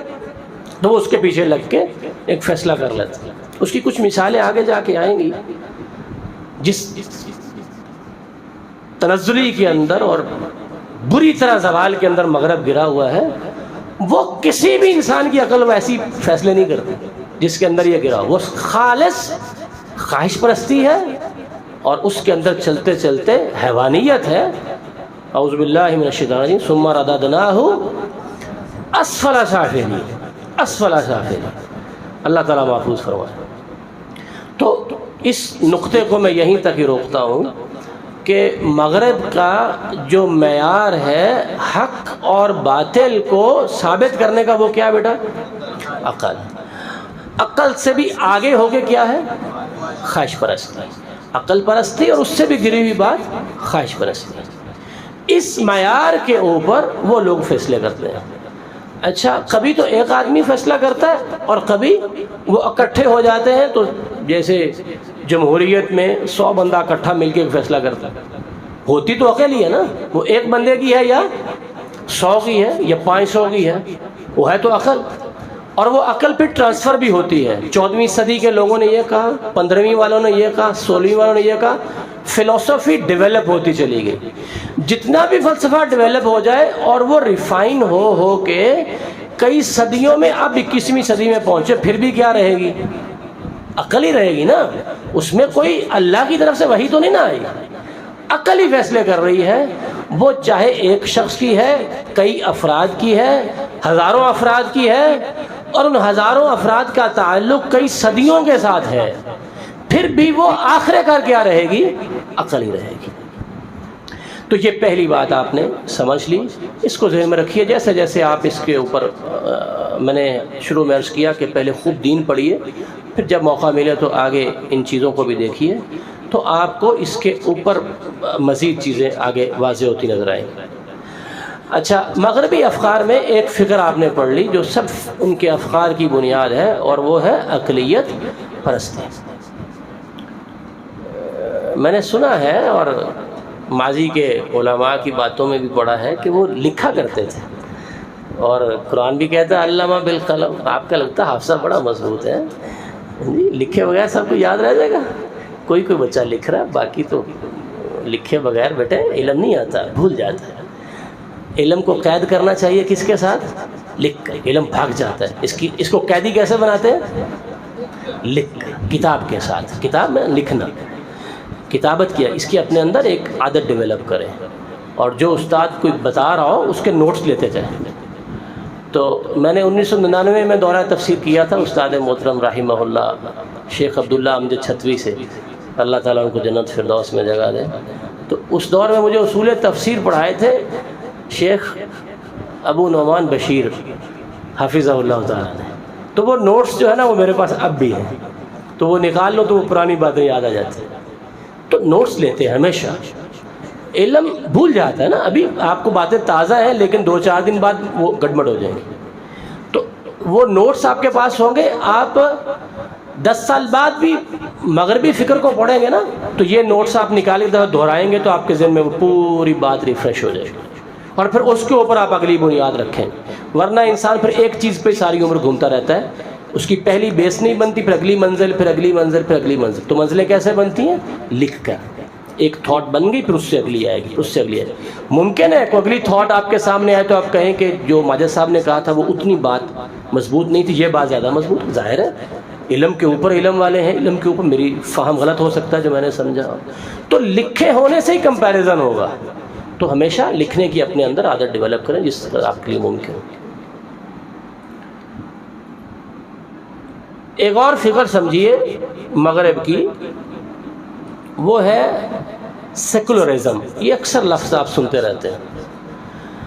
آپ کہتے ہیں سیکولر لوگ ہیں، سیکولر تعلیم، سیکولر ادارے، یہ اکثر لفظ آپ سنتے رہتے ہیں. اور سیکولرزم، سیکولر حکومت، فلاں مذہبی حکومت ہے، فلاں سیکولر حکومت ہے. تو یہ کیا چیز ہوتی ہے؟ اس کو ذرا سمجھیے. یہ کچھ ہم سیاسی باتیں اب آپ سے کرنے لگے جو مغرب کے ہاں سیاسی باتیں حکومت کے لحاظ سے. تو سیکولرزم کو بس اتنا سمجھ لیں کہ یہ مغرب کی ایسی فکر ہے جس میں وہ یہ کہتے ہیں کہ مذہب کا انکار نہیں ہے، مذہب کا انکار نہیں، لیکن مذہب کو یہ اختیار بھی نہیں ہے کہ وہ حکومت کرے. بات سمجھ گئے؟ سیکولرزم کا مطلب کیا بیٹا؟ مذہب کا انکار نہیں ہے، جو کوئی کرنا چاہتا تو مذہب پہ عمل کرے، لیکن مذہب کو اتنی طاقت بھی نہیں کہ وہ حکومت کرنا شروع کرے. لہٰذا آپ کو امریکہ اور برطانیہ اور دائیں بائیں سے لوگ جو آتے ہوں گے وہ کہتے ہوئے نظر آئیں گے ہم نماز پڑھنے جاتے ہیں، ہمیں تو کوئی نہیں پوچھتا. یہاں تو آپ وہابی سنی کے چکر میں پڑے رہتے ہیں، وہاں تو یہ بھی کوئی نہیں ہے، ہم سب کر لیتے ہیں. تو آپ نے بات کو سمجھنا ہے کہ بات کیا ہے. مغرب کیا کہتا ہے؟ برطانیہ، امریکہ، فرانس کیا کہتا ہے؟ کہتا ہے مذہب کا انکار نہیں. آپ ہندو ہیں تو کریں عبادت اپنی، آپ مذہبی آدمی ہیں مسلمان تو آپ اپنی عبادت کریں، بنا لیں مسجد، ٹھیک ہے اجازت ہے. اچھا آپ عیسائی ہیں تو آپ بھی اپنا چرچ بنا لیں. بلکہ وہ کہتے ہیں ایک ہی چوک میں چاروں چیزیں بنا لیں، ادھر مندر بنا لیں، ادھر مسجد بنا لیں، ادھر چرچ بنا لیں، ادھر آپ کلیسا بھی اپنا بنا لیں. تو وہ کہتا ہے جو بھی مذہب کے لوگ ہیں وہ آئے، ٹھیک ہے. لیکن ہندو مذہب والے آدمی کو، مسلمان مذہب والے آدمی کو، عیسائی پادری کو یہ اختیار نہیں کہ وہ حکومت کرے. لہذا کبھی آپ نہیں دیکھیں گے کہ برطانیہ میں انگریز پادری نے حکومت کی. وہ چرچ میں پیچھے پوپ بیٹھا ہوتا ہے، جو ان کے بڑے پوپ ہیں، جو ان کے سب سے بڑے فادر سے بھی آگے اور آگے، جو سب سے پوری دنیا میں ان کے مذہبی بڑے رہنما ہیں، وہ آج کل اٹلی میں وہاں بیٹھتے ہیں. تو وہ پوپ کبھی گورنمنٹ نہیں کرے گا، مذہب ہے ٹھیک، آپ کو کچھ چاہیے تو بتائیے، آپ کو ایک اور چرچ بنا دیتے ہیں. لیکن مذہب کو یہ اختیار نہیں ہے کہ وہ گورنمنٹ کرے. اسے کیا کہتے ہیں بیٹے؟ سیکولرزم. سیکولر ادارہ کون سا؟ اگر ہم کہنا چاہیں فلاں یونیورسٹی سیکولر ہے تو کیسے بتائیں گے؟ اس یونیورسٹی میں ایم انگلش بھی ہو رہا ہوگا، اس یونیورسٹی میں ایم ایس سی کیمسٹری بھی ہو رہی ہوگی، بیولوجی بھی ہو رہی ہوگی، میتھس بھی ہو رہا ہوگا، میتھس کمیونیکیشن بھی ہو رہا ہوگا، ساتھ اس میں اسلامیات کا شعبہ بھی ہوگا. لیکن شعبہ اسلامیات کو یہ اختیار نہیں ہے کہ وہ انگریزی ڈپارٹمنٹ جائے کہے کہ لڑکیوں پردہ کرو. آپ نے شعبہ اسلامیات بنایا تو بنائیے. آپ یہ شعبہ اسلامیات تو آکسفورڈ یونیورسٹی جو برطانیہ کی اور کیمبرج برطانیہ کی بڑی دو یونیورسٹیاں ہیں، اور امریکہ کی دنیا کے لیول کی بڑی یونیورسٹی ہارورڈ ہے، شعبہ اسلامیات تو وہاں پر بھی. اور وہاں اسلامیات کو پڑھانے والا عیسائی بیٹھا ہوا ہے. پروفیسر اسلامیات اور تفسیر پڑھانے والا کون ہے؟ عیسائی، یہودی، ہندو ہے. اگر اس نے اسلامیات میں پی ایچ ڈی کی، خود سے ہندو ہے تو پڑھائے. جیسے کیمسٹری پڑھائے، جو بھی پڑھاتا ہے وہ عیسائی ہے، ہندو ہے، کیمسٹری پڑھائے. ایسے وہ کہتے ہیں کیمسٹری کی طرح اسلامیات بھی ایک علم ہے، اس نے وہ سیکھا، اس نے وہ سیکھا، آپ وہ پڑھائیں، آپ وہ پڑھائیں، کرے جو مرضی. مذہب کو یہ اجازت نہیں ہے کہ وہ حکم جاری کرے. کوئی کرنا چاہتا ہے تو چاہے ساری رات سجدے سے سر نہ اٹھائے. اسے کہتے ہیں سیکولرزم. بات سمجھ آئی آپ کو؟ ایک یہ ان کی اصطلاح ہے. ایک ان کی اصطلاح ہے سیاست کے اندر وطنیت. آپ نے یہ نظریات ان کے سمجھتے جانا ہے، ٹھیک ہے؟ وطن کسے کہتے ہیں بیٹا؟ ملک کو جہاں انسان رہتا ہے. لیکن مغرب کے ہاں وطنیت، جس کو وہ نیشنلزم کہتے ہیں، اس کا مطلب یہ ہوتا ہے کہ اپنی قوم نے جو کہہ دیا وہ حق ہے. اپنی قوم یہ لوگ مل کے جو کہیں گے وہ کیا ہے. جیسے جرمن کے لوگ تھے تو جرمنی میں جتنے لوگ تھے وہ کہتے تھے جرمن نیشن جو ہے وہ پوری دنیا میں آئی ہی اس لیے ہے کہ وہ لیڈ کرے گی، حکومت کرے گی. اپنی حکومت کو، اپنی قوم کو حق اور باطل کا کیا سمجھنا؟ معیار سمجھنا شروع کر. وطن کی محبت تو ہمارے ہاں بھی ہے. نبی اسلام بھی مکہ سے باہر گئے تو آپ نے کیا کہا کہ مجھے تجھ سے بڑی محبت ہے، تیری قوم کے لوگ مجھے نہ نکالتے تو میں یہاں سے. لیکن ہمارے ہاں یہ محبت، اس کے اصول کے آگے جا کے ہم بات کریں گے. ابھی ہم صرف آپ کو کیا بتا رہے ہیں؟ مغرب کے لحاظ سے ان کا ایک نظریہ ہے نیشنلزم کا، وطنیت کا، جس کا مطلب کیا ہوتا ہے بیٹا؟ کہ جو قوم کہے گی وہی سب کچھ. ایک ان کے ہاں نظریہ جمہوریت کا ہے. اس کا مطلب کیا ہوتا ہے؟ کہ لوگ پوری طرح قوت رکھتے ہیں کہ وہ اپنی حکومت قائم کریں، اور اس حکومت میں جو آرڈر جاری کرنا چاہیں وہ تمام لوگوں کے نمائندے حکم جاری کر سکتے ہیں. اس کا طریقہ کار جیسے بھی وہ اپنا لیں. بعض دفعہ پریزیڈنشل الیکشنز ہوتے ہیں، صدارتی طریقہ ہے، بعض دفعہ پارلیمانی طریقہ ہے، کبھی صدر کو اختیارات زیادہ مل جاتے ہیں، کبھی وزیر اعظم کو. اس کے کئی پھر آگے طریقے ہیں. برطانیہ میں ہاؤس آف لارڈز ہے، ہاؤس آف کامنز ہے. لیکن بنیادی فلسفہ کیا ہے؟ سارے لوگ مل کے اپنے نمائندے کھڑے کریں گے. ان نمائندوں میں جو جیت جائیں گے وہ اس بات کا اختیار رکھیں گے اس ملک میں جو بھی فیصلہ نافذ کرنا چاہے اس اسمبلی کے پاس اس کا کلی اختیار ہوگا. اسے کیا کہتے ہیں؟ ان کے ہاں جمہوریت کہتے ہیں. یہ دو تین میں نے آپ کو بتائے ان کے سیاسی سے اصول. آپ کو جو عام اصطلاحات سنتے تو بنیادی سی بات آپ کو سمجھ آ جائے. اب ان کے کچھ معاشی ذرا افکار سمجھ لیجیے. ان میں دو بنیادی ہیں بیٹا. ایک ہے سرمایہ داران کا نظام ہے اور ایک ہے اشتراکیت کا نظام. آپ دیکھ رہے ہیں مجھے؟ ذرا ادھر دیکھیے، ذرا تھوڑی مشکل بحث ہے، تھوڑا سا آپ غور کریں گے تو انشاءاللہ آپ موٹی سی بات آپ کو سمجھ آ جائے. دیکھ رہے ہیں سارے؟ وہ بھائی کدھر ہیں؟ شاباش، ماشاء اللہ. ادھر دیکھیں بیٹا، آپ ادھر دیکھیں میری طرف. شاباش. استاد کے سامنے کہاں بیٹھنا چاہیے؟ ہمارے ایک استاد فرمایا کرتے تھے استاد کے سامنے اس جگہ بیٹھنا چاہیے کہ استاد کو نہ ڈھونڈنا پڑے بچہ کس کے پیچھے بیٹھا ہوا ہے، بلکہ بچہ ایسی جگہ بیٹھے جہاں استاد خود بخود اس کو کیا کرے؟ دیکھ لے. استاد کو نہیں چاہیے کہ وہ اس کے ایسے نہیں، پتہ ہونا چاہیے کہاں بیٹھا ہے کوئی. تو طالب علم کی ذمہ داری ہے کہ وہ اس جگہ کو پسند کرے جہاں استاد سامنے نظر آتی ہے۔ ویسے بھی اللہ کے رسول سے صحابہ علم سیکھتے تھے، تو بتائیے صحابہ کا منہ نیچے ہوتا تھا یا وہ اللہ کے رسول کو دیکھتے بھی تھے؟ ہے جی، دیکھتے تھے نا اللہ کے رسول۔ اللہ کے رسول نے فرمایا قبر میں کافر ظالم کو سزا ملے گی تو قبر تنگ ہو جائے گی اور دائیں پسلیاں اس کی بائیں میں۔ تو صحابہ نے یہ بیان کیا، دیکھا تو بیان کیا، یا منہ نیچے تھا تو پھر بیان کر دیا؟ دیکھ رہے ہوں گے تو فرمایا فلاں جنت میں میرے ساتھ ایسے ہوگا، دیکھا تھا تو بیان کیا نا۔ اگر منہ نیچے رکھ لیں تو پھر تو کیسے بیان کریں گے؟ اللہ کے رسول صلی اللہ علیہ وسلم کا چہرہ جب آپ توحید کی خاص طور پر بات کرتے اور شرک کی نفی کرتے تو آپ کی آواز بلند ہو جاتی اور آپ کے چہرے میں جلال آ جاتا تھا۔ تو کیسے بیان کیا جلال آ جاتا تھا؟ دیکھتے تھے تو استاد کو کیا کرتے ہیں؟ دیکھتے ہیں۔ دیکھنے سے کیا ہوتا ہے؟ دو چیزیں آپ کو حاصل ہوتی ہیں، سننے سے بھی اور دیکھ کر دو چیزوں سے آپ علم سیکھتے ہیں۔ اور اگر آپ منہ نیچے کر لیں تو پھر کس سے علم سیکھتے ہیں؟ صرف سننے سے۔ تو پھر اگر آپ منہ نیچے کر کے علم سیکھیں گے تو استاد ریڈیو بن جاتا ہے۔ کیا بن جاتا ہے؟ ریڈیو بہتر ہے ٹیلی ویژن بہتر ہے؟ ٹیلی ویژن سے علم زیادہ، میں اس کے حلال حرام کی بات نہیں کر رہا، اب تو ویسے سیکھنے کی بات کر رہا ہوں۔ ٹیلی ویژن میں ڈبل علم آتا ہے، سنتا بھی اور کتنی ساری باتیں دیکھ کے سمجھ جاتا ہے۔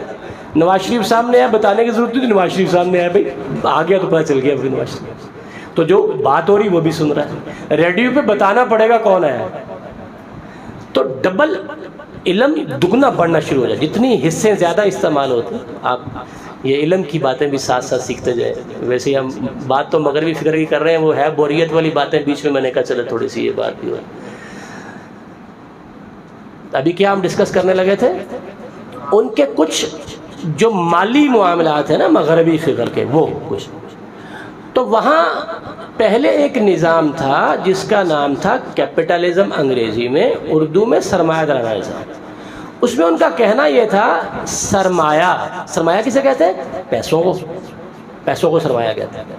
وہ کہتے تھے کہ جو سرمایہ ہے نا یہ زیادہ طاقت والا ہوتا ہے۔ دنیا میں بیٹے چیزیں کیسے بنتی ہیں؟ پیسہ لگتا ہے اور ایک بندہ محنت کرتا ہے۔ یہ اینک بنی تو کیسے بنی؟ ایک آدمی نے پیسہ لگایا اور دوسرے آدمی نے محنت کی۔ اچھا، تو ایک فگر یہ ہے ان کے ہاں کہ جو سرمایہ ہے نا وہ زیادہ قوت والا، لہذا جس کے پاس پیسہ ہے وہ بڑا بن گیا اور مزدور کو پیس کے رکھ دیا، اس کے حق جتنا چاہے دے دیا، جتنا چاہے نہ دیا۔ اس کو کہتے ہیں سرمایہ دارانہ نظام۔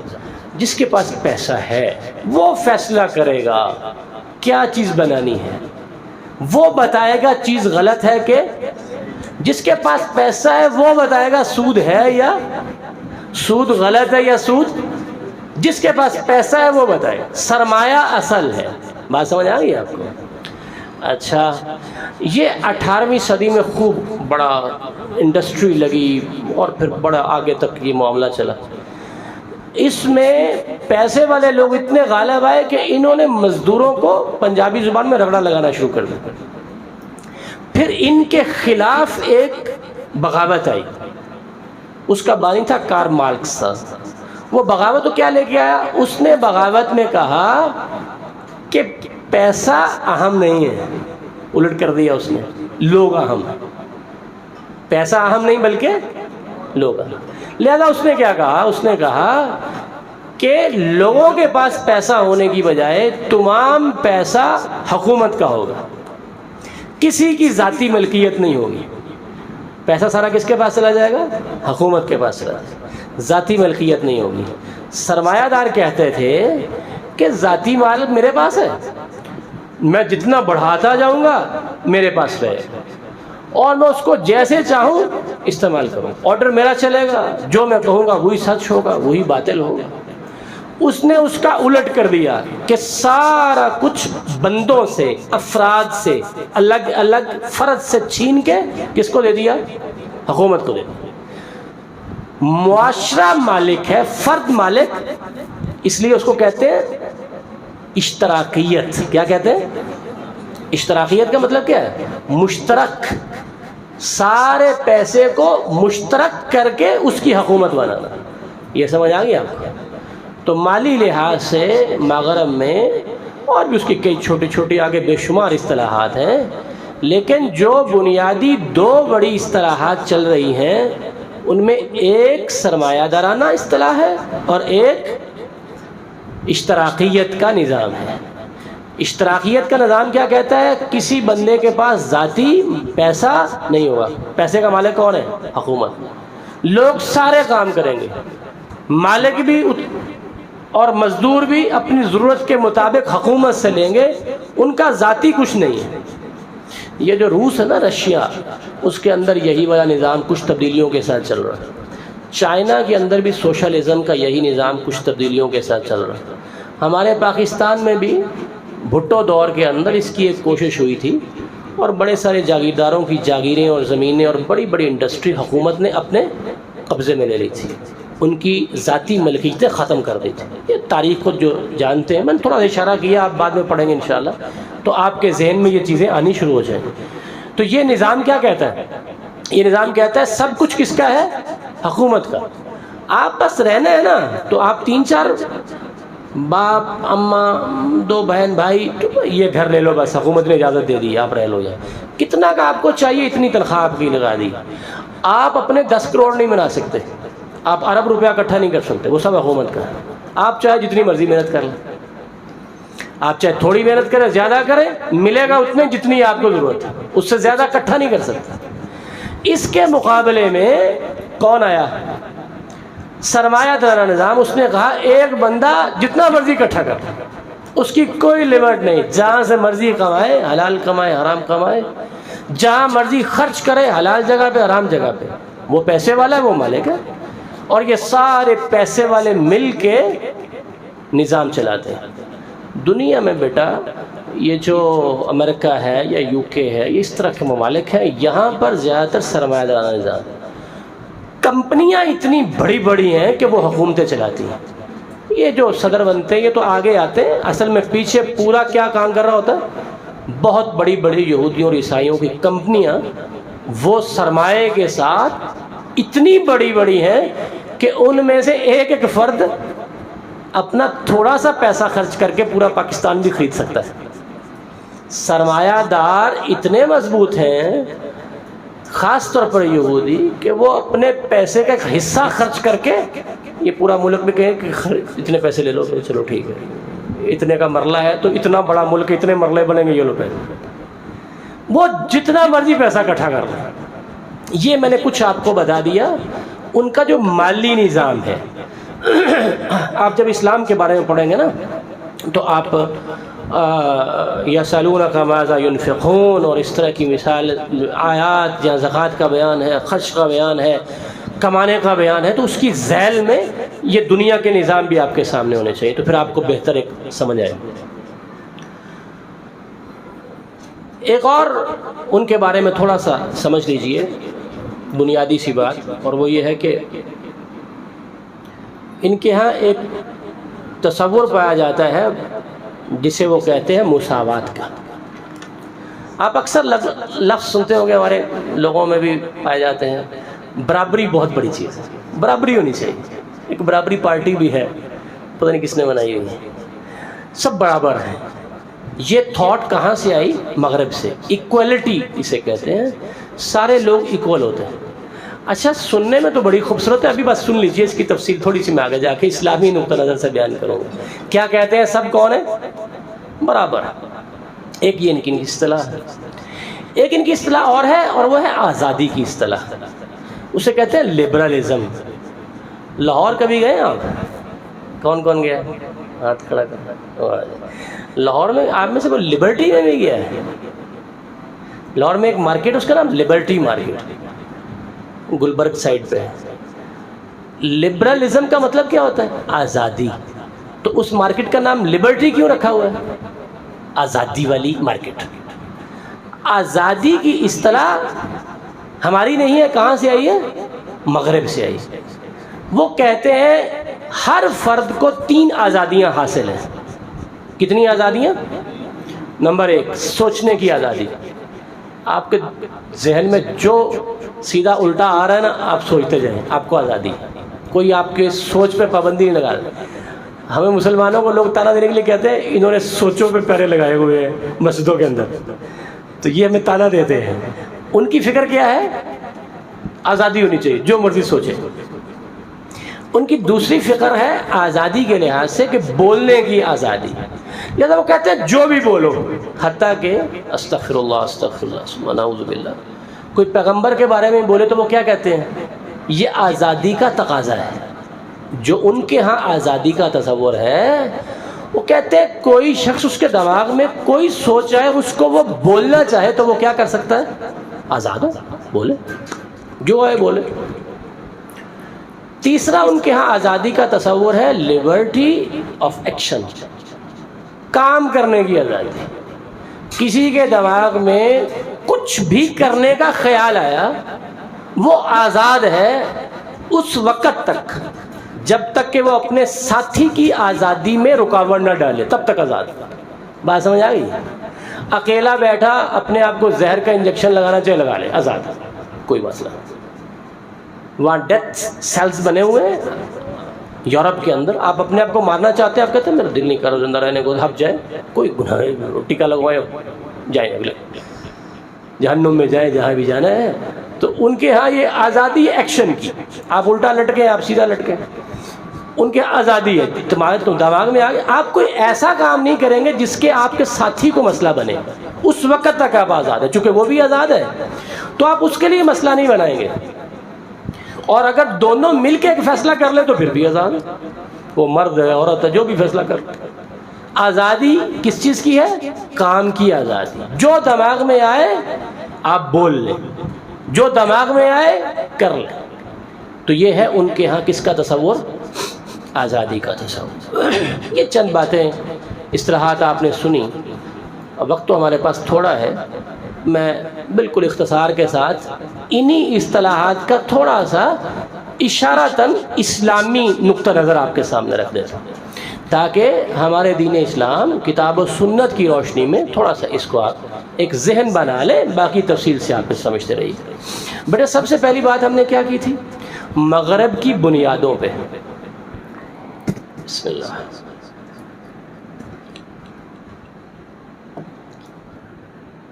الحمدللہ۔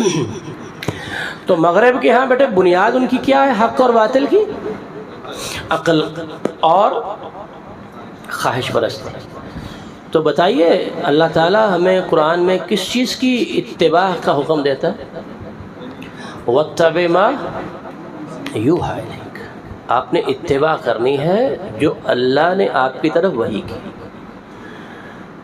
وَقُلِ الْحَقُّ، جی سورہ کہف میں کیا آتا ہے؟ وَقُلِ الْحَقُّ مِن رَبِّکُمْ، حق۔ کوئی بھی بیٹے باہر ابھی ایک آدمی ہے نا تو وہ کہے باہر نا ایک حادثہ ہو گیا، ہم سب جائیں گے وہاں پہ۔ جو حادثہ ہوا اس کے بارے میں حق باتیں کتنی ہیں؟ 1 یا 10؟ جو حادثہ ہوا اس کے بارے میں جو حقیقت، حق کا معنی حقیقت، اصل، ریل، فیکٹس جسے کہتے ہیں، کسی بھی چیز کے بارے میں جو حقیقت بات ہے وہ کتنی ہوتی ہے بیٹا؟ بھئی حادثہ ہوا تو یوں ہوا، ایک ہی بات ہے نا۔ لیکن میں بھی جاؤں گا، آپ بھی جائیں گے، وہ پچھلی لائن والے بھی جائیں گے، اب تھوڑا تھوڑا دیکھ کے، چونکہ ہم بعد میں دیکھ رہے ہیں، ہم سب حق نہیں بیان کریں گے، اپنے اپنے گمان بیان کریں گے۔ کیا بیان کریں گے؟ اللہ تعالیٰ فرماتے ہیں پوری دنیا کے بارے میں اگر حق سننا ہے نا تو اللہ کے علاوہ کوئی نہیں کہہ سکتا۔ وَقُلِ الْحَقُّ، دوسرے بندے کے پاس طاقت ہی نہیں ہے، نہ ہمیں اپنے پیدا ہونے سے پہلے کا پتہ تھا نہ بعد کا پتہ۔ ہم اپنی عقل سے کیسے بیان کریں گے کہ آج سے 100 سال پہلے حق کیا تھا اور آج سے 150 سال بعد میں نے جو بات کہی یہ حق ہوگی، حقیقت ہوگی؟ یہ کیسے بیان کریں گے؟ حالات کتنی تیزی سے بدلتے ہیں۔ یہ تصویر آ گئی، آپ سب علماء سے سنتے رہتے ہیں کہ یہ مجبوری کی حالت میں اس کا جواز ہے، حلال نہیں۔ باقی ہر ایک نقطہ نظر الگ الگ بھی ہے کہ دین پھیلانے میں اس کا اتنا زیادہ لوگوں نے استعمال کر لیا کہ اگر اب ہم نہیں کریں گے تو پھر وہ لوگ غالب آ جائیں گے، اس لیے اسے غلط سمجھتے ہوئے ہی آپ استعمال کر لیں مجبوری کی وجہ سے، تاکہ دین بہرحال کہیں پہنچ جائے۔ لیکن آج سے 50 سال پہلے یا 100 سال پہلے کوئی تصور کر سکتا تھا اس کا؟ بالکل بھی نہیں. کیسے چیزیں چینج ہو رہی ہیں، وقت نیا نیا رہا ہے. ماضی کے ہزاروں سال اور مستقبل قیامت کب آئے گی اللہ کو علم ہے. کون ہے جو ایسی بات کہہ رہے کہ وہ ہر دور میں کیا ہو؟ حق. تو کون کر سکتا ہے؟ اللہ تعالیٰ نے فرمایا وَقُولِ الْحَقُّ مِن رَبِّكُمْ. اور ایک جگہ اللہ تعالیٰ فرماتے ہیں مَاذَا بَعْدَ الْحَقِّ إِلَّا جی بیٹے إِلَّا الضَّلَالُ. حق جب بیان ہو جائے نا اس کے بعد باقی ساری باتیں کیا ہوتی ہیں؟ باقی ساری باتیں گمراہیاں ہوتی ہیں. باہر حادثہ ہوا، باتیں تحقیق کرتے کرتے کرتے کرتے پتہ چل گیا اصل بات یہ تھی. جب اصل بات آ گئی تو باقی ساری باتیں کیا ہو گئی؟ یہ ساری بات ایسے ہی گمان پیش کر رہے تھے، اصل یہ نہیں تھی. اللہ نے وحی نازل کر دی اور اس کے بعد باقی ہر چیز کیا بن گئی؟ گمان بن گئی اور گمراہی بن گئی. جو چیز وحی کے مطابق آتی جائے گی وہ حق کی، تو اس کو تائید حاصل ہو گئی، اور جو اس کے علاوہ ہے وہ سب کیا ہے؟ وہ سب گمراہی.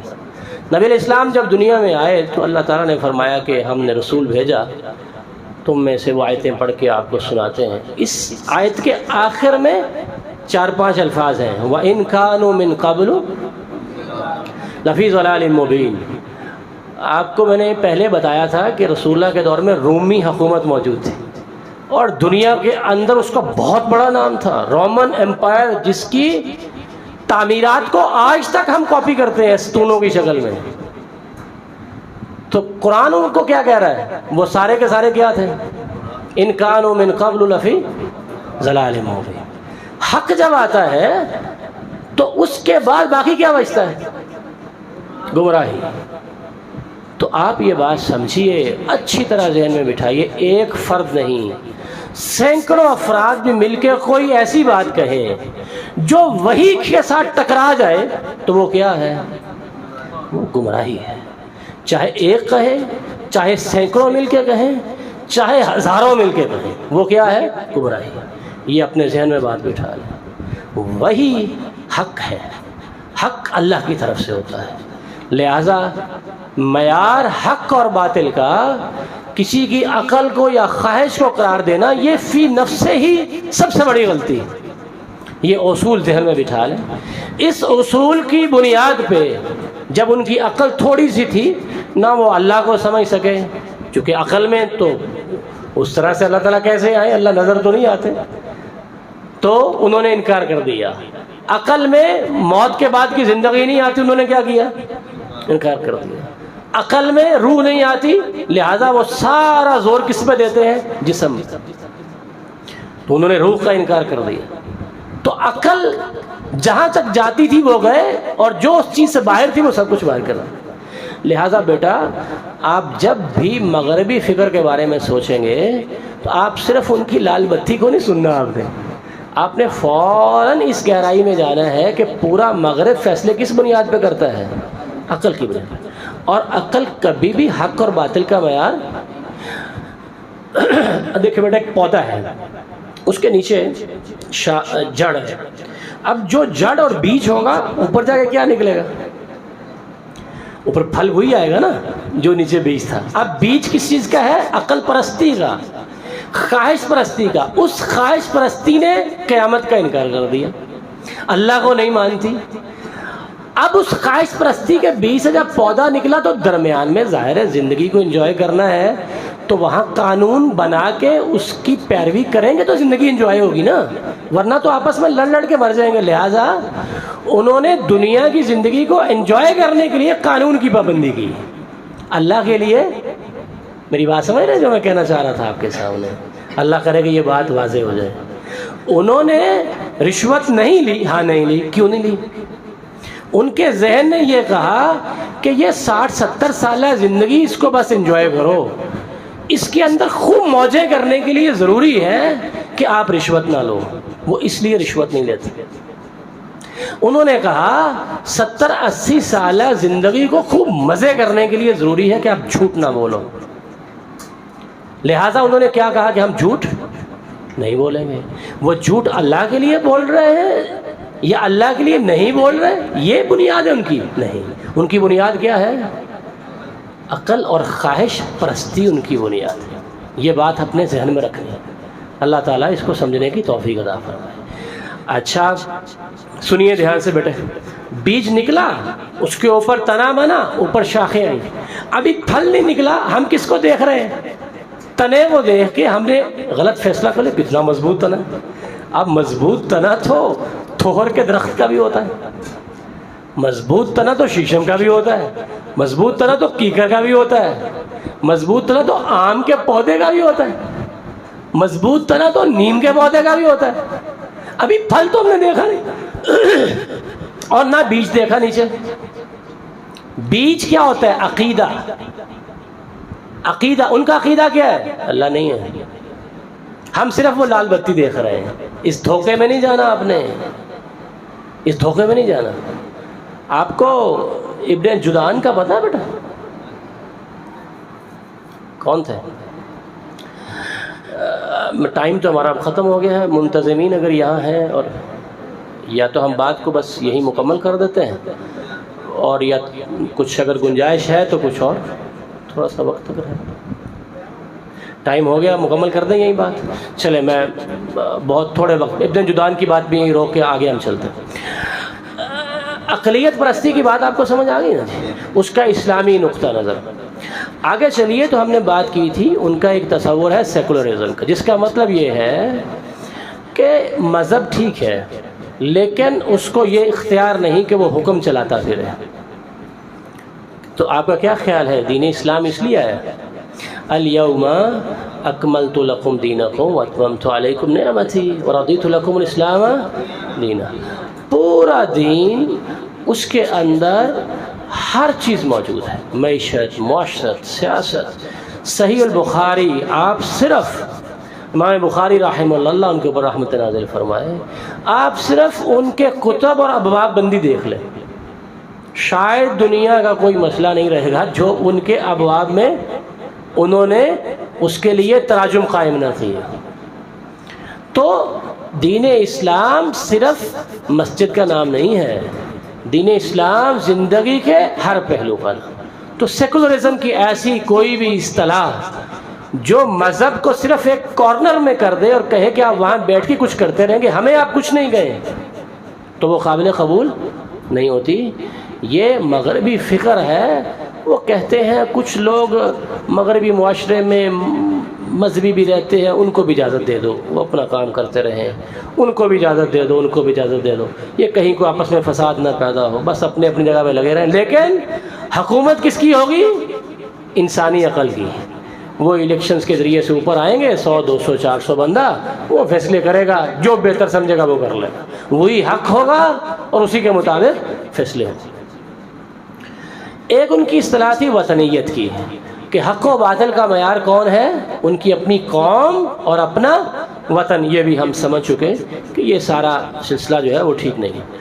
دو اصطلاحات ہم نے پڑھی تھی مالی لحاظ سے، ایک سوشلزم کی اور ایک کس کی تھی؟ سرمایہ دارانہ نظام کی۔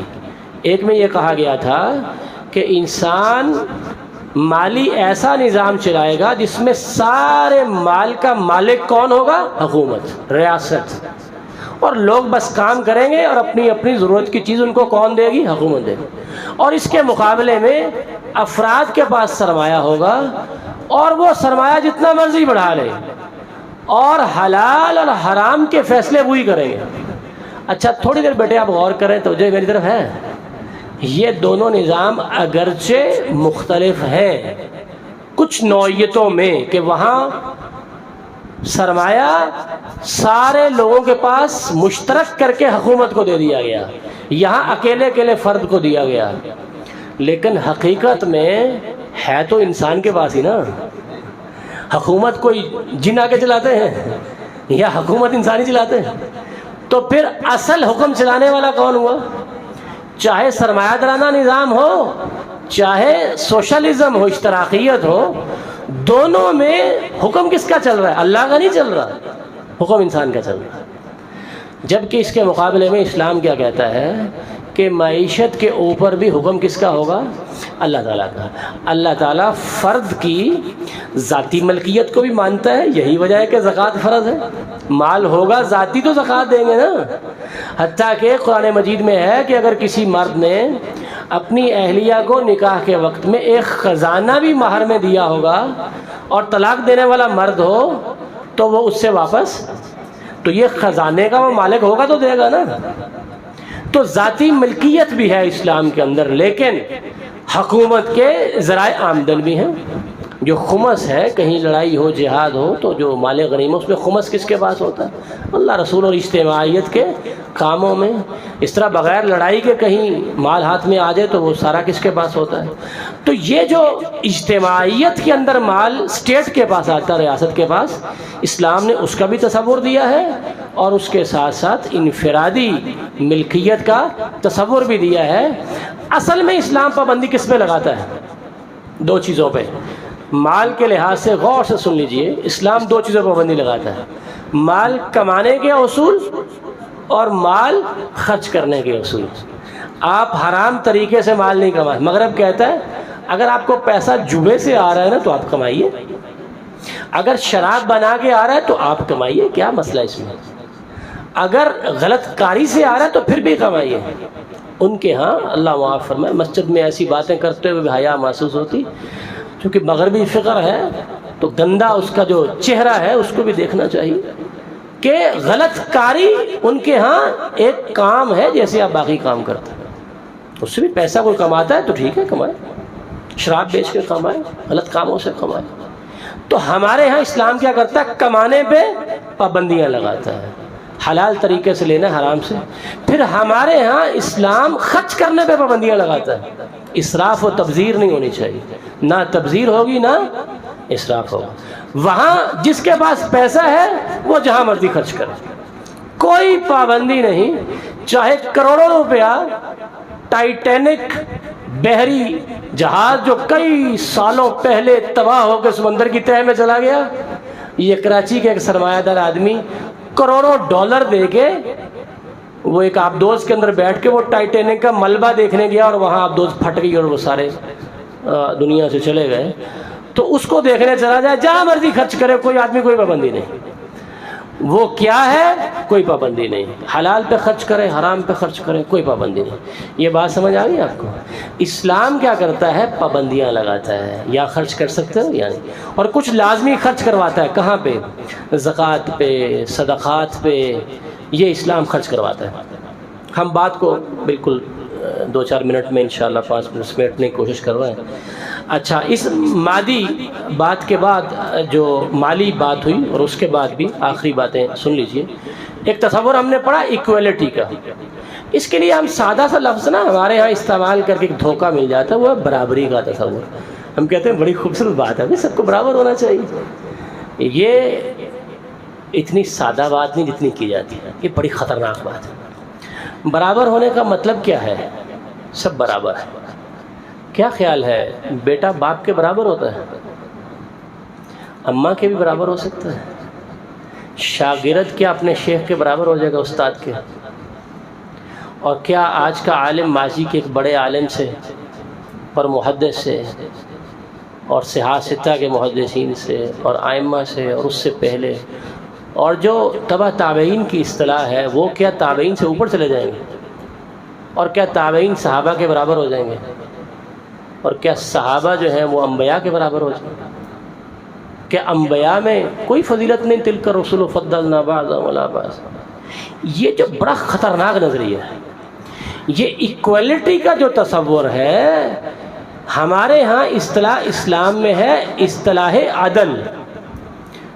انصاف نہیں ہے ہمارے یہاں۔ کیا ہے انصاف؟ کا معنی ہوتا ہے یہ اینک کا کیس ہے نا، اس کو توڑ کے 2 برابر حصوں میں تقسیم کر دو۔ یہ مغرب کی اصطلاح ہے، برابر کر دو۔ ہمارے یہاں کیا ہے؟ عدل، جس کا جو حق بنتا ہے۔ اگر کسی کا حق بنتا ہے میرا کہ یہ اینک میں لے کے ہوں، بھائی میری تو ساری مجھے ملے گی، یہ نہیں کہ آپ کہیں کہ برابر برابر ملے گی۔ ارے برابر کیوں ملے گی؟ جس کا حق ہے اس کو ملے گا۔ اور اگر اس پہ میرا حق نہیں ہے تو اس کا ایک ذرہ بھی نہیں ملے گا۔ تو اسلام میں نظام کون سا نظام ہے؟ عدل ہے۔ عدل کا معنی جس کا حق بنتا ہے اس کو آپ نے دینا ہے۔ تو اس کو بھی آپ سمجھ لیجئے۔ ایک ہم نے آخری بات کی تھی لبرلزم کی، اسی پہ ہم بات ختم کر لیتے ہیں۔ آزادی، یہ بظاہر دیکھنے میں بڑی آزادی ہے، یہ مسجدوں میں بڑی پابندیاں لگاتے ہیں، سوچ پہ پابندی ہے، بات کرنے پہ پابندی۔ اچھا یہ جو لفظ بیٹے آزاد ہے، اگر میں آپ سے پوچھوں کہ آزاد لفظ اس کا آپ مجھے الٹ متضاد جو الفاظ ہوتے ہیں وہ بتائیے، تو آپ کیا بتائیں گے؟ ہاں جی، غلام آپ کہہ لیں، اور ذرا عام اصطلاح استعمال کر لیں، مسلمان۔ مسلم کون ہوتا ہے؟ جس نے اپنا سارا کچھ سپرد کر دیا۔ آپ دیکھ سکتے ہیں اپنی مرضی سے، آپ بول سکتے ہیں اپنی مرضی سے، آپ چل سکتے ہیں اپنی مرضی سے، آپ کسی کو مار سکتے ہیں اپنی مرضی سے۔ کسی کو مارنا لازم ہو جائے تو مسلمان پیچھے رک سکتا ہے؟ اگر میری بیٹی فاطمہ میں چوری کرے گی تو ہاتھ، ہم تو بندھے ہوئے ہیں۔ مسلم کا معنی اللہ کے احکامات کا بندھا ہوا، ہم نہیں آزاد۔ یہ کہاں سے آزادی آ گئی؟ جو چاہیں بولیں، جو چاہیں کریں، جو دل میں آئے بولتے چلے جائیں۔ یہ تصور اسلام میں نہیں۔ اسلام 100% کیا کرتا ہے؟ اللہ تعالیٰ کا انسان کو پابند دیکھنا چاہتا ہے۔ اس آزادی کا جو تصور اس معاشرے میں مغربی میں ہے، اللہ تعالیٰ معاف فرمائے، اللہ تعالیٰ رحم فرمائے، اقلیت اور خواہش پرستی سے چلتا ہوا یہ پورا سسٹم آزادی کے سارے تصورات سے ہوتا ہوا اس حد تک پہنچ گیا کہ ان کا جو علم جسے کہتے ہیں، بس یہ بات سن لیں، اس کا زوال حیوانیت تک اور اس سے بھی زیادہ نیچے یہ اترا کہ پتہ نہیں کون کون سی ڈگریاں لے کے میں حیران ہوتا ہوں کہ ان کی عقل یہ بھی فیصلہ نہ کر سکی کہ میں لڑکا ہوں کہ لڑکی ہوں۔ ایک چٹا جاہل گاؤں کا آدمی ہو، لڑکا 8-10 سال کا، اسے پوچھے آپ لڑکے ہو کہ لڑکی ہو، تو کیا کہے گا؟ یہ ایسے بدھو ہیں، انہوں نے اس کو بھی خطرے میں ڈال دیا۔ جو ٹرانسجینڈر ایکٹ آیا اس میں کیا ہے، اگر کوئی لڑکا 18 سال کی عمر میں سمجھے کہ نہیں میں تو لڑکی ہوں شاید، تو وہ شناختی کارڈ بنوا سکتا ہے لڑکی کا۔ عقل پہ ماتم نہیں کرنا چاہیے سب، یہ کیا ہے؟ اور اگر کسی لڑکی کے ذہن میں 20 سال کی عمر میں یہ خیال آ جائے کہ نہیں میں تو I'm not a girl, boy ہوں میں تو وہ جائے کہے جی میرا خیال یہ کہتا ہے کہ میں تو لڑکا ہوں، اس کے لیے چاہے آپریشن بھی کروا لیں، اور وہ اپنے آپ کو میل جینڈر میں اندراج کروا سکتا ہے اور لڑکوں کے اسکول کالج میں پڑھ سکتا ہے۔ یہ تو خطرناک بات تھی ہی تھی۔ اس سے پہلے کی حماقتیں جو دنیا کے 36 سے زیادہ ملک کر چکے ہیں کہ جو نکاح ہے مرد مرد اور عورت عورت، ایسی گندی باتیں ہیں کہ انسان مسجد میں بیٹھ کے، یہ ان کا گندا چہرہ ہے جس کی بنیاد کیا تھی؟ خواہش پرستی۔ میں صرف اس گند کو آپ کے سامنے رکھنے کے لیے کہ آپ کہیں ان کی سائنٹیفک ڈسکوریز کو دیکھ کے اور ان کی چکا چوند کو دیکھ کے، ان کی روشنیوں کو دیکھ کے کہیں اس کی طرف مرغوب نہ ہو جانا۔ ان کی بنیادوں میں موجود وحی کے مقابلے میں خواہشت پرستی کی گندگی کو دیکھیے اور اس کا پھل دیکھیے۔ یہ پھل ہے اس کا، پھل کیا ہے؟ جو جس سے چاہے نکاح کرے۔ پھل کیا ہے اس کا کہ اگر مجھے سمجھ آئے 25 سال کی عمر میں ذہن میں آ گیا کسی آدمی کے کہ میں تو مرد نہیں عورت ہوں، اس کا آخری ورژن بھی دیکھ لیں۔ اب سے کچھ دن پہلے، ہو تو کافی دیر سے رہا ہے لیکن مارکیٹ میں اب آ رہا ہے، اور اس کے صرف برطانیہ میں 10,000 سے زیادہ ممبرز ہو گئے ہیں۔ صرف برطانیہ میں کتنے ممبر ہیں جنہوں نے اپنا نام لکھوا دیا ہو؟ اور وہ کیا ہے کہ اگر برطانوی ایک بیوقوف بدھو کے ذہن میں یہ خیال آ گیا کہ میں تو کتا ہوں، میں کون ہوں؟ میں تو کتا، زیادہ ٹھیک ہے، تو اس نے اپنا نام لکھوا لیا۔ اس کو جو کتوں کے حقوق ہیں وہ اس کو حاصل ہو جائیں۔ باقاعدہ اس پہ موویز ہیں، بازار کے اندر کتوں کے ماسک پہن کے اور اپنے گلے میں زنجیر پہن کے اپنے آپ کو ایک مالک کے ہاں بیچ ڈالا کہ میں تیرا کتا ہوں، اور وہ اس کو لے کے سڑک پہ چلا رہا ہے۔ اور وہ کیسے چل رہا ہے؟ اس نے اپنے گھٹنوں کے اوپر وہ پہنا ہوا ہے تاکہ یہاں زخم نہ لگیں، اور وہ گھٹنوں کو زمین پہ رگڑ رگڑ کے کتے کی طرح چل رہا ہے اور کتے کی طرح بھونک رہا ہے، اور اس کے سامنے جو کھانا ڈالا جاتا ہے اس کو کتے کی طرح کھاتا ہے، منہ زبان باہر نکال نکال کے دودھ چاٹتا ہے جیسے کتا چاٹتا ہے۔ اس کے کتنے ممبرز ہو گئے صرف برطانیہ میں؟ 10,000۔ کوئی سور بنا ہوا ہے، کوئی بلی بنی ہوئی ہے، کوئی کتا بنا ہوا ہے، کوئی کچھ بنا ہوا۔ یہ کون سا بیج تھا؟ وہی کو چھوڑ کے خواہش پرستی کا بیج۔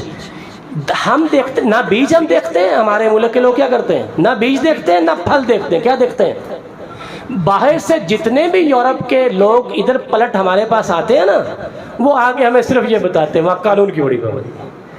یہ درمیان میں نا ہم شاخیں صرف دیکھتے ہیں 2-4، وہاں سرخ بتی ہو تو آگے نہیں جانا۔ وہ بھائی اس کا پھل کیا نکلا ہے؟ میرے بہنوں ہی ہیں گجرانوالہ میں، اور ان کا کلاس فیلو جو ان کے ساتھ ایک دینی ادارے میں پڑھتا تھا، میرے بہنوں کی عمر اس وقت 55 سال کے قریب ہے، وہ بھی 55 سال کا ہو گیا، وہ پھر باہر چلا گیا۔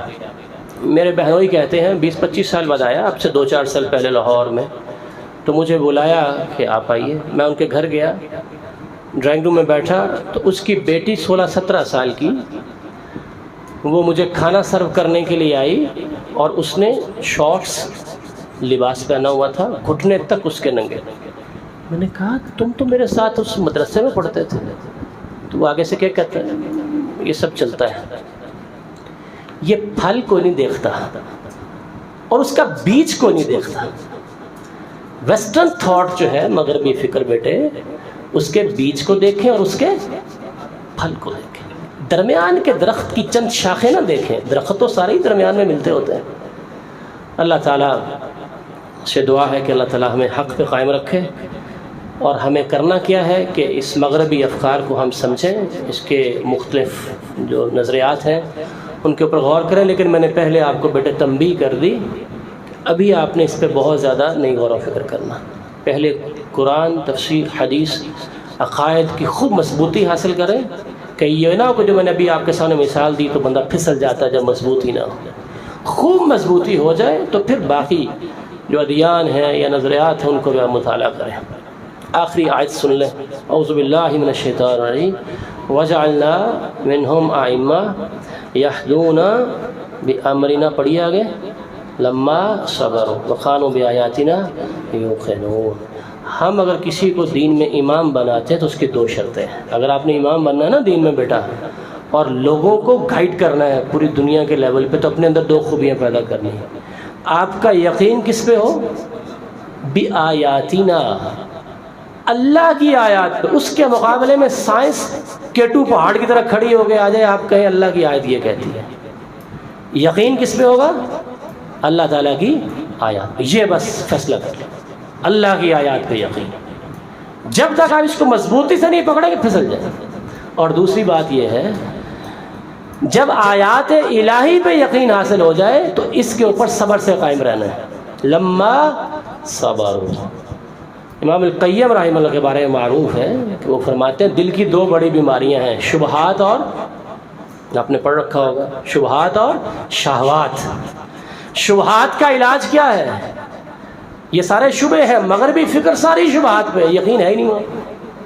شبہات کا علاج کیا ہے؟ بآیاتنا یوقنون۔ اور شہوات کا علاج کیا ہے؟ لما صبروا، کہ ان آیات پہ صبر کریں۔